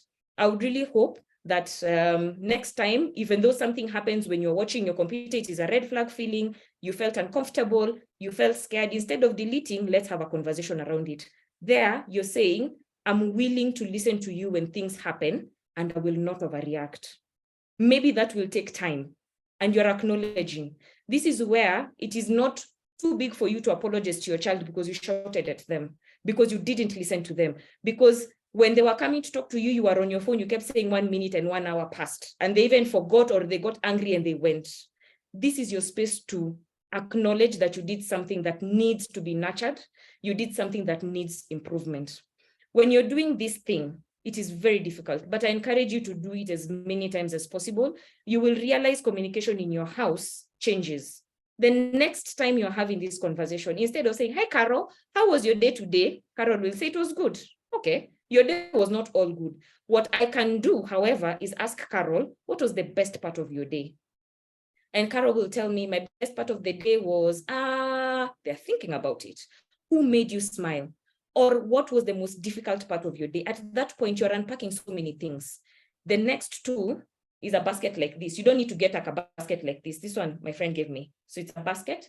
And what I do is that I say, when you're having this kind of conversations, phones silent in here. Yeah, phones silent in here. What you do is sit, get to the level of your child, give them eye contact, and have open conversations. When you are having a conversation with Carol, and she's like, yes, 2 minutes. Oh, you had a good day. And who did what? Oh my God, you know, as in, this already has distracted you. What is trending on Twitter will trend on Twitter way after the 10 minutes, way after the 50 minutes, even tomorrow. And it is information. If it needed to land on your ears, it will land. If it was not meant for you, it's okay. Give your children undivided attention. I talked about screen time in terms of creating family moments. And this is the tool that somebody asked, what can we watch? commonsensemedia.org. Don't worry, we shall give you these tools, okay? What Common Sense Media does is you will hear that there's a movie that has come out. Go pre-screen it. It will tell you, this movie, this is the theme, this is the language, it has representation, it has violence, it has bad language, it has alcohol. It's not that our children will not interact with this content. What this tool actually does down there, it tells parents, talk to your children about what alcohol means, is there over what violence means to them, and unpacking what they're seeing. Because really, you do not want, and I know somebody said, I don't want my children to watch LGBTQ stuff. The truth of the matter is they will interact with that content in your house or outside the house. What are they understanding? What are their values? What is their north? How is it coming? And at that point, and I'm not saying this to celebrate anything or to affirm or say, human rights. I don't like people who don't eat meat. That doesn't mean my friends who don't eat meat are not my friends. It's your choice, don't eat meat. And if anybody around them prefers to do whatever it is they do, leave it at human rights. I respect your choices, just don't bring them to me because this is my belief, this is my system, and I don't subscribe to that. So that you don't keep making children start feeling that they need to hate each other for many things, because again, that unpacks a whole different kind of monster. Do not snoop if you feel that whatever you will get in your child's phone is not going to edify them. If it's going to destroy you, start building your resilience. Again, I said, if it is in terms of content, pornography, harmful content for children, there is a way right now that we can remove that from the internet. And I'm happy to share those resources. I know this is not the space for it, but yes, there is a space, there's a site called Take It Down. You can actually put all these quote unquote inappropriate content for minors, and it is not able to be shared in different platforms as it has been previously. But there's a conversation around, if I'm taking a naked photo and I send it, there's a space for you to tell your children you've given that control away. You no longer have that control to say anything about who they will send it to, how they will use it, how they will communicate about it. So the question is, can we pause? And as you're talking about zero trust, because I really want to just focus on that, focus on the right problem. Why are you snooping? Focus on the right problem. And when you answer that, you will realize it's not about snooping. It's about trust. It's about, I want to connect with my child. It's about, I feel like I dropped the ball, so where can I pick it? It's about putting the party back on the road. And there is a space for you to realize, I know life happens and maybe we are lost in our own things. So can I decide maybe Sunday or Friday or whatever day, this is the time I'm going to start having conversations with my children around just connecting. Mwongera said it, by those see ati kwenda diani or anything, even in the car, if you have an opportunity to pick your children from school, even when you're singing and you're talking and by the way, please start this. What was the best part of your day? Who did you sit next to at lunchtime? What did you talk about? How was your food? And you realize, even when they ask you, who made you smile today? You will actually sit and wonder, and then, by the way, why did that person make me smile? And there's something that happens within your physique to that. So I think for me, Carol, I've given you tools and I've given you some answers towards those kind of things. Please help your children also. This is feedback I got from a young adult some weeks back. And this is what they said to us. You know, as a parent, you also take feedback. And they said, help us identify or define who our social circles are. And for him, he came out with a very interesting analogy, saying, you know, a simple thing as WhatsApp status, I can choose whether I want my mom or my dad to see what I've posted on WhatsApp, because people can see except. So if they do feel you do not belong in their social status, by that, you make a parental control, Kani. If they do not want you to see that content, they will go over and above. And that is what they will keep doing, looking for every way to bypass these things. They will look and they'll keep pushing the boundary. So are you parenting in a way that is making them feel they can't approach you? So they keep building the wall and keep building the wall. You're on that other side. So you keep hearing, oh, my child did this, oh, my child did that. Social media platforms, believe me, we are putting them in their place to keep improving their technologies every single day. But I will tell you for free, they come number 4 in the ecosystem of your child. There is you as the parent, primary, education, their society, government, then them. Because even them, they have to comply with what government says. So let's not put a lot of pressure on all these parental controls. They have their space. But as you're raising teenagers and young adults onwards, I'm a 36-year-old, but I still believe I'm being parented by my mom and my dad. There's also a space for that. We need to start looking at, as my children are growing, how am I growing with them? The truth is you will not keep up with all the social media platforms that come. So if it's parental control, how teka zote? You're not always with your child.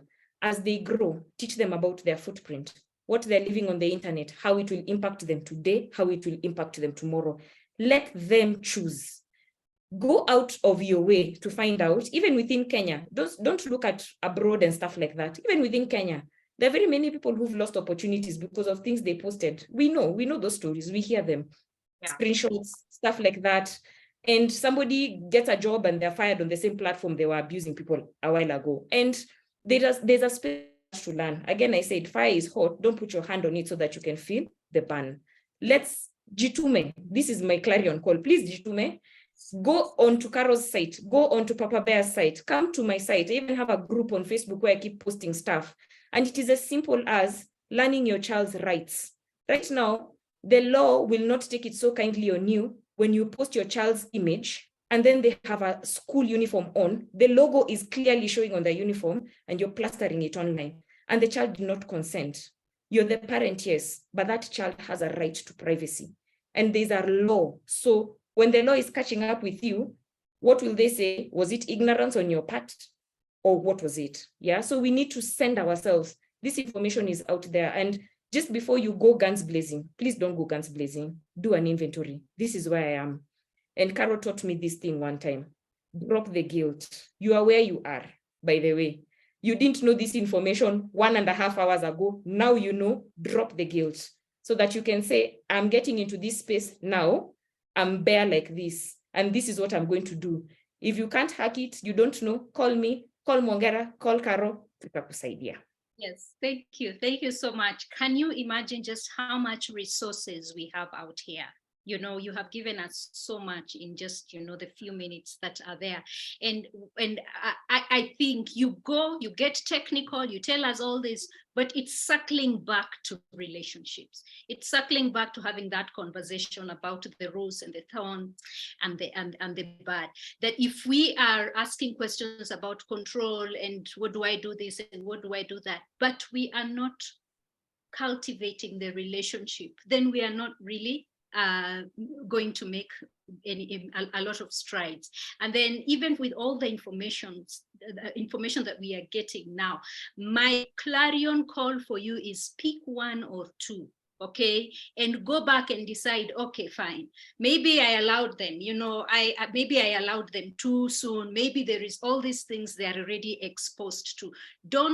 Again, that's what we do sometimes as parents. We attend conversations like this, and then we go and we have a house meeting. And then we say, from now on, rule 1 up to 5, and I have said, okay? And it's starting today, you know, that is now putting out fires. That is what we call being reactive. Pick one or two things and have conversations around them. I will tell you my experience, because I am in a co-parenting situation. My son got a phone when he was 8. We had not had any conversation. He just went, came back very happily with a smartphone. And I was like, Bas, where do we start? So me, I'm one of those who have had to backtrack, okay, to do. I go, I look for information, then I come back and then say, I say, look here, my friend, I have just discovered this new information. And this new information means that this thing is actually not good for your brain. And this is what it is doing 1, 2, 3. So I've had to come from, I've had to backtrack. And so I support parents who are in that space where ilikupata tu, you know, and I first drop the guilt. Number 2, say this is where we have found ourselves. And I know that my son connects with his dad with tech. And therefore, I'm not going to be the one who is going to now break down all those rules and say no tech in my house and all that, because I'm also protecting that relationship. And so I've really had to do a lot of backtracking, creating new rules, calling Evelyn, and I'm like, this is where I'm at, please help me, you know. And so it is okay. Wherever you are at, it is okay. Pick one thing. And from the foundation of our relationship, let's have conversations. Let's go back and forth. And even with those conversations, we also put in the consequences. And let us give facts as well. This is what I am learning. In fact, it really helps. They really connect with that. This is what I am learning. Because sometimes, you know, we make those roadside declarations out of nowhere, and then we can't even follow through with them. So it is important for you to go back and get some level of information backed with facts. Because if you have children, our children nowadays, they quote Google the same way you quote scripture. So it's hapa, you know, the way they believe, you believe in scripture is the way they believe in Google, and they can really, you can really hit, you know, bat your heads, you know. So you have to be clear also that, you know what, yeah, I have also, you know, I've also, I have this information, okay, as much as, yes, this is what we believe in, these are our values, and you have to be clear about your values, you know, from whatever faith you are in. But also it's important usually, and I read that, you know, merge your values with facts. Merge your values with facts, because especially teens, they feel respected when you come to them with facts. They feel respected. They feel like you have really considered them, because, you know, they are at that stage where they think they know everything, and suddenly, you know, they are very good at arguing. So it's important to come at them from a place of relationship. So my point here is, if you haven't done the things that you were supposed to do, pick one or two things. lace it with relationships, sit down, have conversations, and please seek help because there's a lot of resources out there. So let me take it to you, Mwongera. We have taken up this conversation and we always want to go back to the dad's perspective. So talk to us. You're muted, I think. Yes, you're muted. Yes, is that better? Can you hear me now? Yes, we can. Okay. Yeah, thanks for that. Again, I find myself in a place where I'm agreeing with what's being said. But let me add, I think just again, in terms of resources, there's another resource that I know about called Plugged In.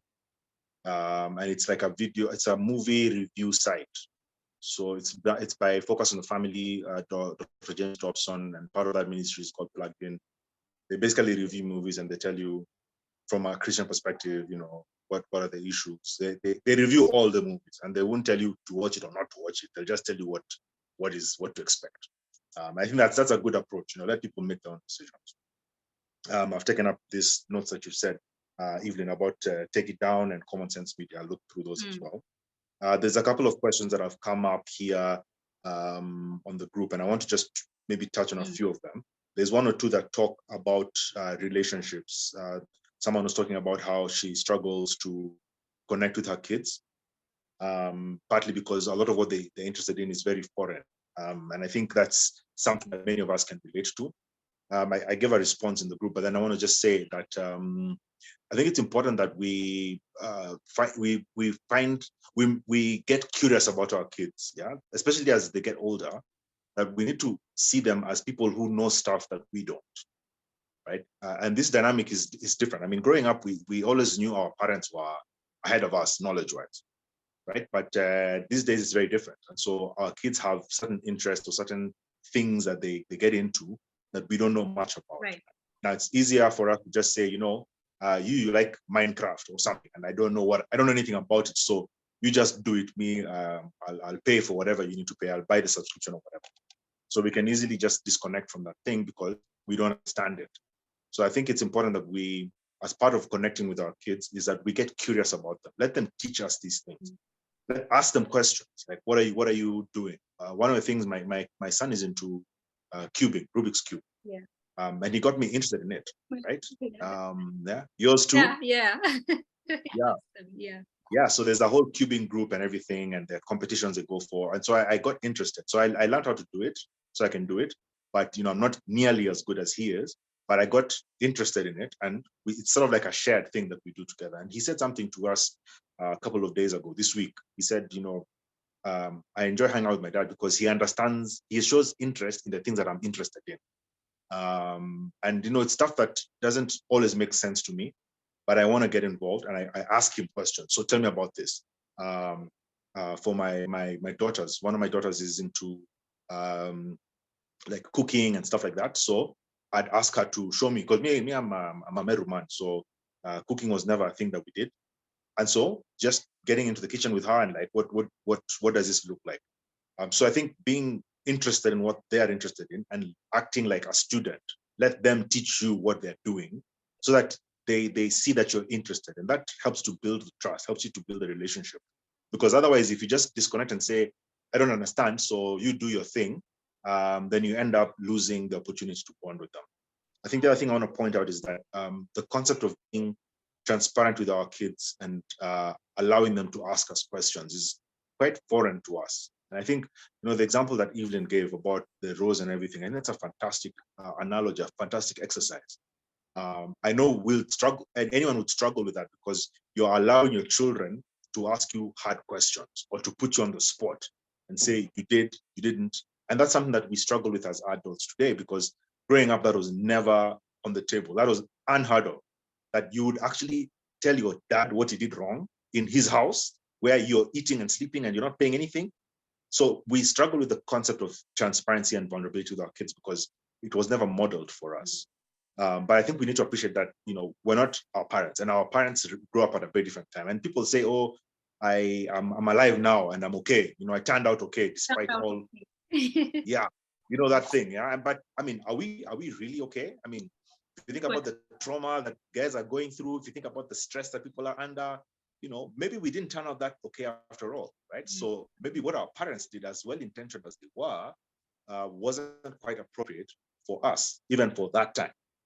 And so do we just perpetuate the cycle? Why don't we do things differently, right? Why don't we do what we know works? If we know what we tried in the past did not work, then let's not do that, because that doesn't work.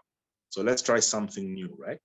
So I think it calls for a change of attitude towards our children, and not to see them as these little people who we boss around and who do everything that we say. We need to understand that they're individuals and that they also have perspectives. Now, it's a fine line, because on the one hand, you want them to be independent and to make decisions and to be willing to challenge status quo, etc.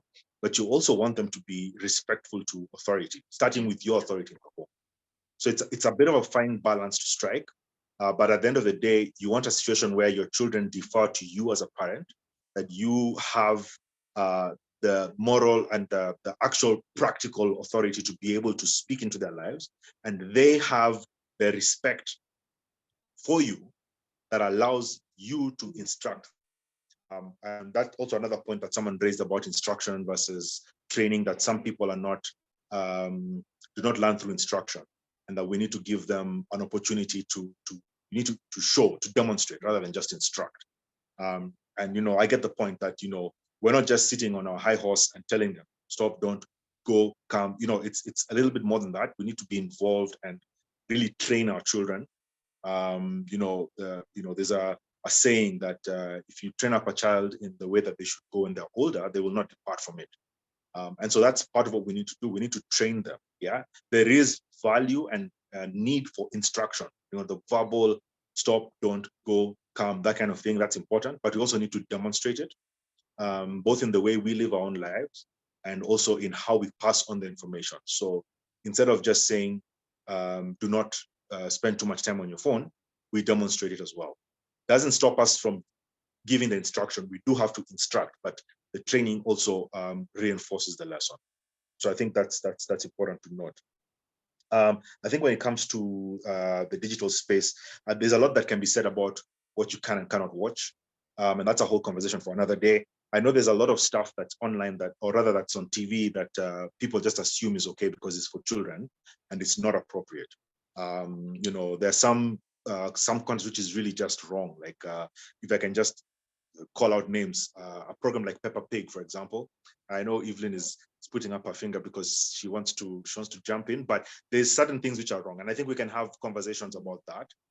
But it's important to know that just because it's on TV and it's a cartoon and it's colorful and the kids like it, doesn't mean that it's right. You can actually get into it. And again, that goes back to the relationship thing and knowing what your kids are watching, and being able to engage that and not just be ignorant. Ignorance is not an excuse anymore. Even the cops tell you, just because you didn't know you shouldn't be doing certain things doesn't mean that you're okay, So you have to be knowledgeable. We have to be knowledgeable parents and know what's going on in our kids' lives and be willing to jump in and step in and do what we need to do. Just a bit about that snooping thing. And again, maybe it's a terminology thing because, sorry, yeah? Yes. Are you? Yes. Are you cutting me off? No, I'm not. I am letting you talk. I'm saying yes. Keep going. Keep it going. Yeah, about that snooping thing, and it could be a terminology thing, but if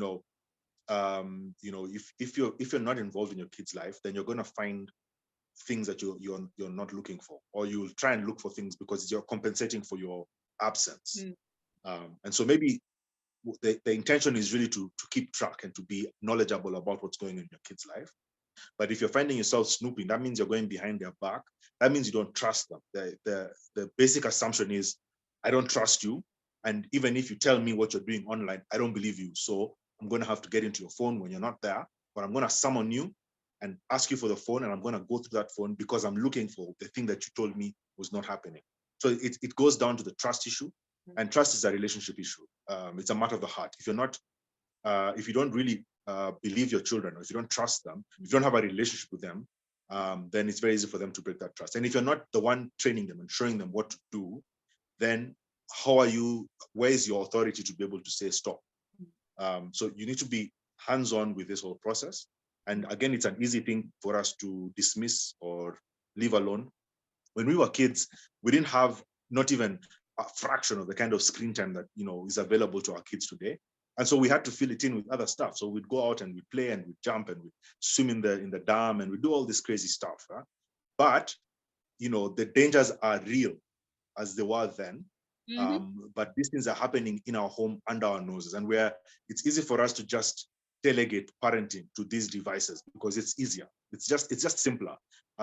If I can give you a smartphone and you have your own TikTok account or you have your own Netflix account and you're doing your own thing, it's easier for me because now you can occupy yourself. The parenting is not easy. You have to get into that process. You have to get into that relationship, and building relationships is not easy. So the easier thing to do is just let it be. Let them be. They're not killing anyone. No one is getting hurt by this thing, but the damage is long-term. And so I think just, again, going back to the point of relationship and being willing and actively involved in your kids' lives so that you know what they're up to, they know that you're involved, and they're looking up to you. Because imagine kids don't know what the right and the wrong thing is. They don't know. You need to teach them. You need to show them. They don't instinctively know that porn is wrong, or that spending too much time on screen time is wrong. They don't know these things. They need to be taught. And it goes back to the very core of parenting. It's you passing on this knowledge, passing on information, and guiding them through life. And if you don't do it when they're young, when they're older, you will not be able to step in and do it then. And I think that's something that men do. Men want to come in later, come in when he's a teenager, because boys need to be shown how to be men. So I'm going to come when he's 13 or 14, and I'm going to teach him how to be a man. Yeah. And if you haven't been in that boy's life, you've not had a relationship with that boy, it's very difficult for you to have anything valuable to add at that age. So yeah, that's what I'd say for now. A lot more to be said, but guys have to go to sleep. Yes, guys have to go to sleep. I'm seeing it's already 2 minutes to 9:30, as in our time is already up. So I just want to, I think, underscore, kind of just put it all together. Number 1, number 2, and number 3 is relationship. Okay, and relationship comes with intentionality, and there's so many other conversations we can have around this. But as we are finishing this up, I would just really like you to put in the chat finish this sentence. What I now know is, and then you put what I now know is, and then you finish that sentence. And if you don't have that, please say something to Mwongera and to Evelyn for the wonderful conversation that we have had today. As you're doing that, because we're giving it another few minutes to allow them to talk about their programs and where we can find them. And then now we can close in the next few minutes. So please, let us continue keeping it interactive. I've seen there are many conversations there. And yes, I know many people are asking, will there be a recording? Yes, we'll put it up on our YouTube channel. Dr. Carol, author, therapist, and parenting coach. That's our YouTube channel. However, if you registered for this because you registered via Zoom, we'll send you the link to your email. We'll send you to the link to your email. So let's hear all those. We all thrive from affirmations. So please let us affirm them for the great work that they have done and for the conversations. Mwongera, how can we find you? And what programs are you offering? Right. Liz, you've asked a question about Peppa Pig. Let's take this offline and I can explain to you why I think it's off. But you can find me on all social platforms. I'm Mutiga. That's MMUTIGA. That's on Instagram, on TikTok. I'm on TikTok. On YouTube, and my Gmail is mmutiga@gmail.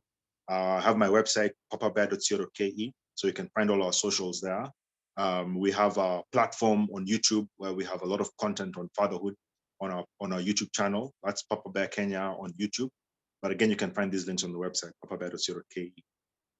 In terms of programming, I do a lot of work around parenting in general.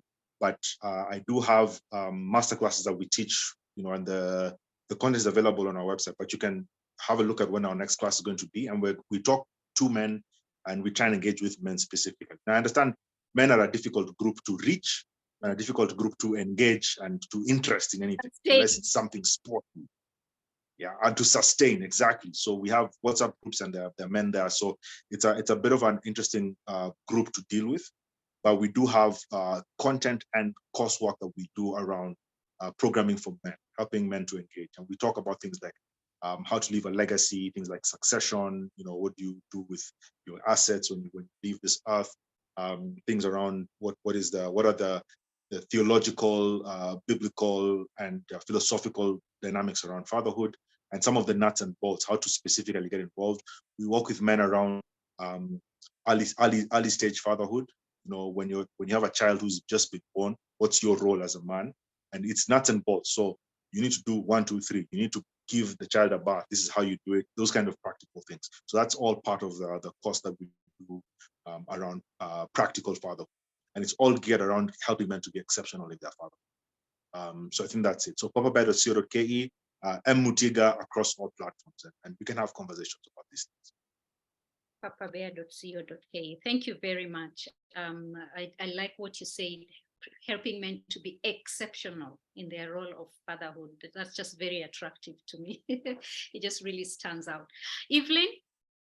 I think when Mwongera was talking and he mentioned Peppa Pig, it's because there's the risk of asking, so what is wrong with Peppa Pig? And what we go back to, what can my child watch?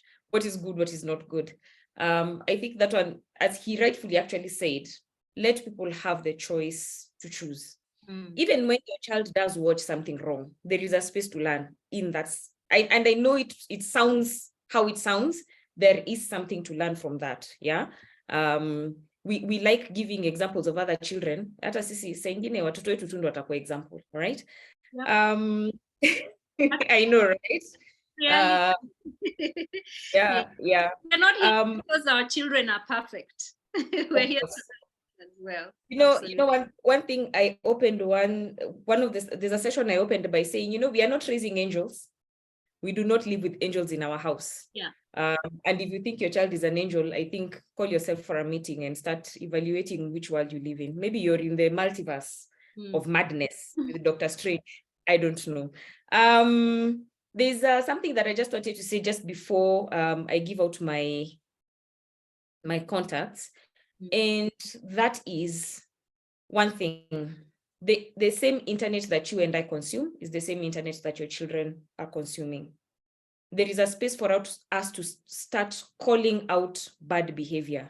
I really appreciate what the late Professor Magoha said one time, is that the government will not teach your children morality. Ezekiel Mutua, when he used to be at the Kenya Films Classification Board, which is actually mandated to censor content. And as you can see, they really can't censor content. They just tell you this is PG, this is, the same things. He did say that the government or we cannot police morality. We have to look at ourselves. And there is nothing to celebrate with Kenyans on Twitter being celebrated for being havoc people, menace. You will be stung by bees on KOT when you do this. You see, the thing is, and I would really wish for you to be a fly somewhere in the classes that we teach children, because guess what? They follow us on social media. You will come and tell your child, you need to behave like this, and on Twitter, my friend, you're the one who is spitting venom. So there is a space for us to start calling out that kind of stuff. And the reason why I bring this up is because just yesterday we were watching a film on misogyny, and there is something that we have not started wrapping our heads around, something called, we all know about gender-based violence, but now there is OGBV, and it has become a huge thing. I think on my platform, once these movies are out for viewing, because we just screened some yesterday, I would really, really hope for people to watch this particular I think the documentaries, they're not movies about in their lives. And I'm not saying this because I'm a woman, but we all have children who are girls, women, friends, and stuff like that we care about. And we need to start seeing what digital drama can do for ourselves and it can do for children. So unlike you and I, who right now are, we started catching up with technology maybe when we were in our 20s, we use it differently from our children. There is that child who came out from the mother's womb and already had a footprint because the mother did photo shoot, the bump shoots and all those things. You already created a footprint for your child way before they checked into this world. You're creating a footprint every single time there is a milestone, there is a celebration, there is something. Are they consenting? Maybe not. Do they find some of these things a little embarrassing even as they become teenagers? Maybe. Are they opting in? Are they opting out? We don't know. Now, the reason why I say this is because some of the things that are happening when your child is changing behavior, when they are becoming introverted, or they start becoming a lot more violent, is because of some of the things they experience online. When they don't know if they can come to us and we will listen, they start looking for avenues. Mwongera said, you need to be in a space where you raise your child. Let me add on to that sentence. If you don't raise your child, somebody else will do it for you. The other person might not have your value system. So you have got no control over the kind of information they will give your child, but information your child will get. What we need to start doing is going back to the drawing board. Let's listen to what, Magoha used to say things, and I know it used to be loud, but there was a lot of wisdom in all he used to say. And I remember sometime he made what seemed like a very controversial point and said, if we find homosexual children in school, we shall send them home. Why? The parent is the primary caregiver of that child. If it is the 1%, right? Tutamtuma nyumbani, waende uchunge mtoto wako, instead of you spoiling other children. There is wisdom in that. Let's not look at our children as angels. And then I will add on to it and say, deal with the problem, like focus on the problem. If it is you who needs to check your ego, you need to check yourself, you need to reevaluate why. And I know you came to this particular platform for a reason. If that why has not been exhausted, keep asking yourself how to exhaust that why, so that when you're going back, if you're angry, you will give your children anger. If you're happy, that is the vibe you're giving out. You need to start thinking, by the way, why did I react like that? My child did something, I reacted, I sparked. These beautiful things can be packaged in a class. I do several things. I'll say this clearly, that the child is normally my focus of attention. I do train children on online safety from when they can sing. And I keep saying, if you have that toddler, if you have to think about traffic lights, my body is the temple of the Holy Spirit, those things we sing, do not touch this and this, sing it if you must. Start graduating your conversation to the level of the understanding of your child. So from as age 5, we have classes for children. And we will teach them very many things, from being digital citizens, from their content, digital drama, because cyberbullying and hate speech is not the only digital drama that is out there. So we teach them these different things up to the level of 17. When they become young adults, there's something different that we do. So we call this program With Kids Africa. And why I call it Africa is because there's a lot of content that is global, and it might not be contextualized for our culture. So we need to also bring in our culture, knowing the cultural differences and the boundaries and how we have been brought up and how we are bringing up our children based on our context. Then I also have a parenting class, which is one of the toughest things. In fact, I stopped charging parents on the onset. I wait for you to get into lesson 2, because by lesson 2, we are probably really not friends. You're coming because you complied. But lesson 2, you have to pay because I need you to commit because you've paid money. But the reason why I do that is because it's a very, and I'll say this with love, it's a very difficult class. People cry in class because it's about unpacking truths. It's about feeling pain.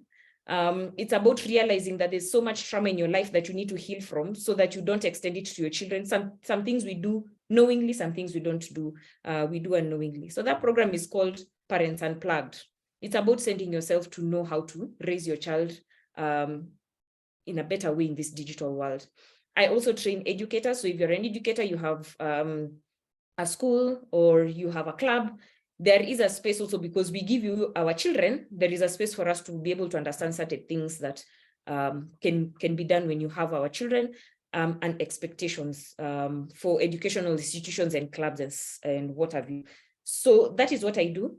I do give free webinars. I have a podcast, the Digital Parenting with Evelyn Kasina, and a Facebook page, Facebook group, Evelyn Kasina, Digital Parenting with Evelyn Kasina. Those are the medias.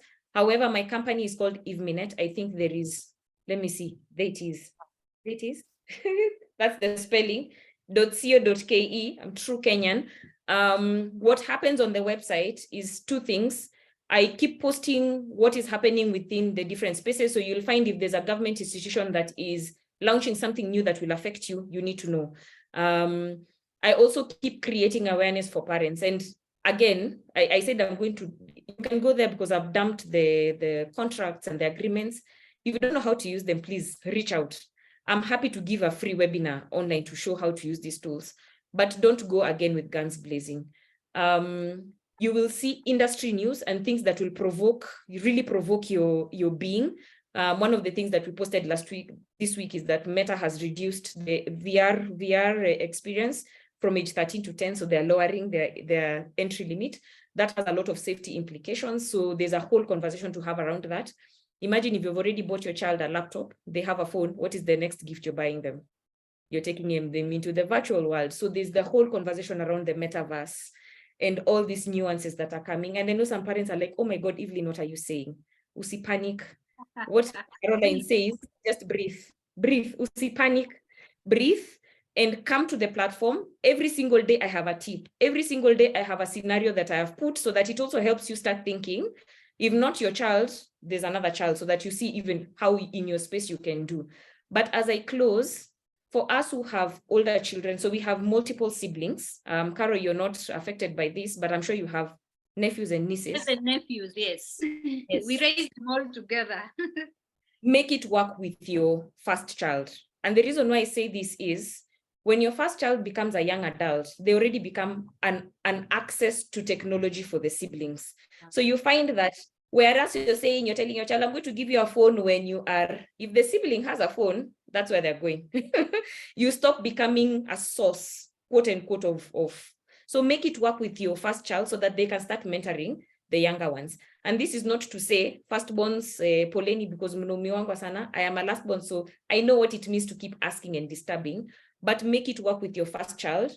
Make it work with your friends. If your child comes and tells you, I have a new friend, date that parent for coffee, get to find out what values they have and what they're bringing, and also tell them what you are about, so that you can get to know if there's a birthday, I can go, leave my child, or stay there. Those are the kind of places where children have access to so many things that we have got no control over. Make it work with your first child and lose the guilt. I think for me, Carol, that is the one thing. And as I close, how are you feeling? Exactly. How are you feeling? One word to describe how you're feeling. Thank you so much. I'm feeling inspired. I'm feeling educated. I'm feeling like of all the many things that I have learned, there's one thing I can pick and actually begin to have conversations. People are feeling informed. Thank you very much. Thank you all for engaging. I will send you an email with the link as well as our programs. I think for those who have been coming to these sessions, I don't need to talk too much about the programs that we offer, but we have one-on-one coaching at Star. We have programs for parents as well, and we also have I think you can check us out on starwecamp.com. Me, I'm not co.ke. I need to find out what's special about that. But starwecamp.com, check us out on starwecamp.com and you will find information about us. Thank you. I mean, yes, we dropped to 87 in terms of numbers, but you kept going, you kept engaging. I'm really, really thankful. There's so many names, conversations that we didn't even pick out from the chat. And if we didn't pick yours out, it's just because we were not able to actually get to them, but we really appreciate your engagement. So thank you, everyone. And you can now turn on your video and wave and say goodbye, as is our practice for those who haven't, and have a good evening. We will send you the link. Thank you so much, Mwongera. Thank you so much, Evelyn. This is such an amazing conversation. Bless you.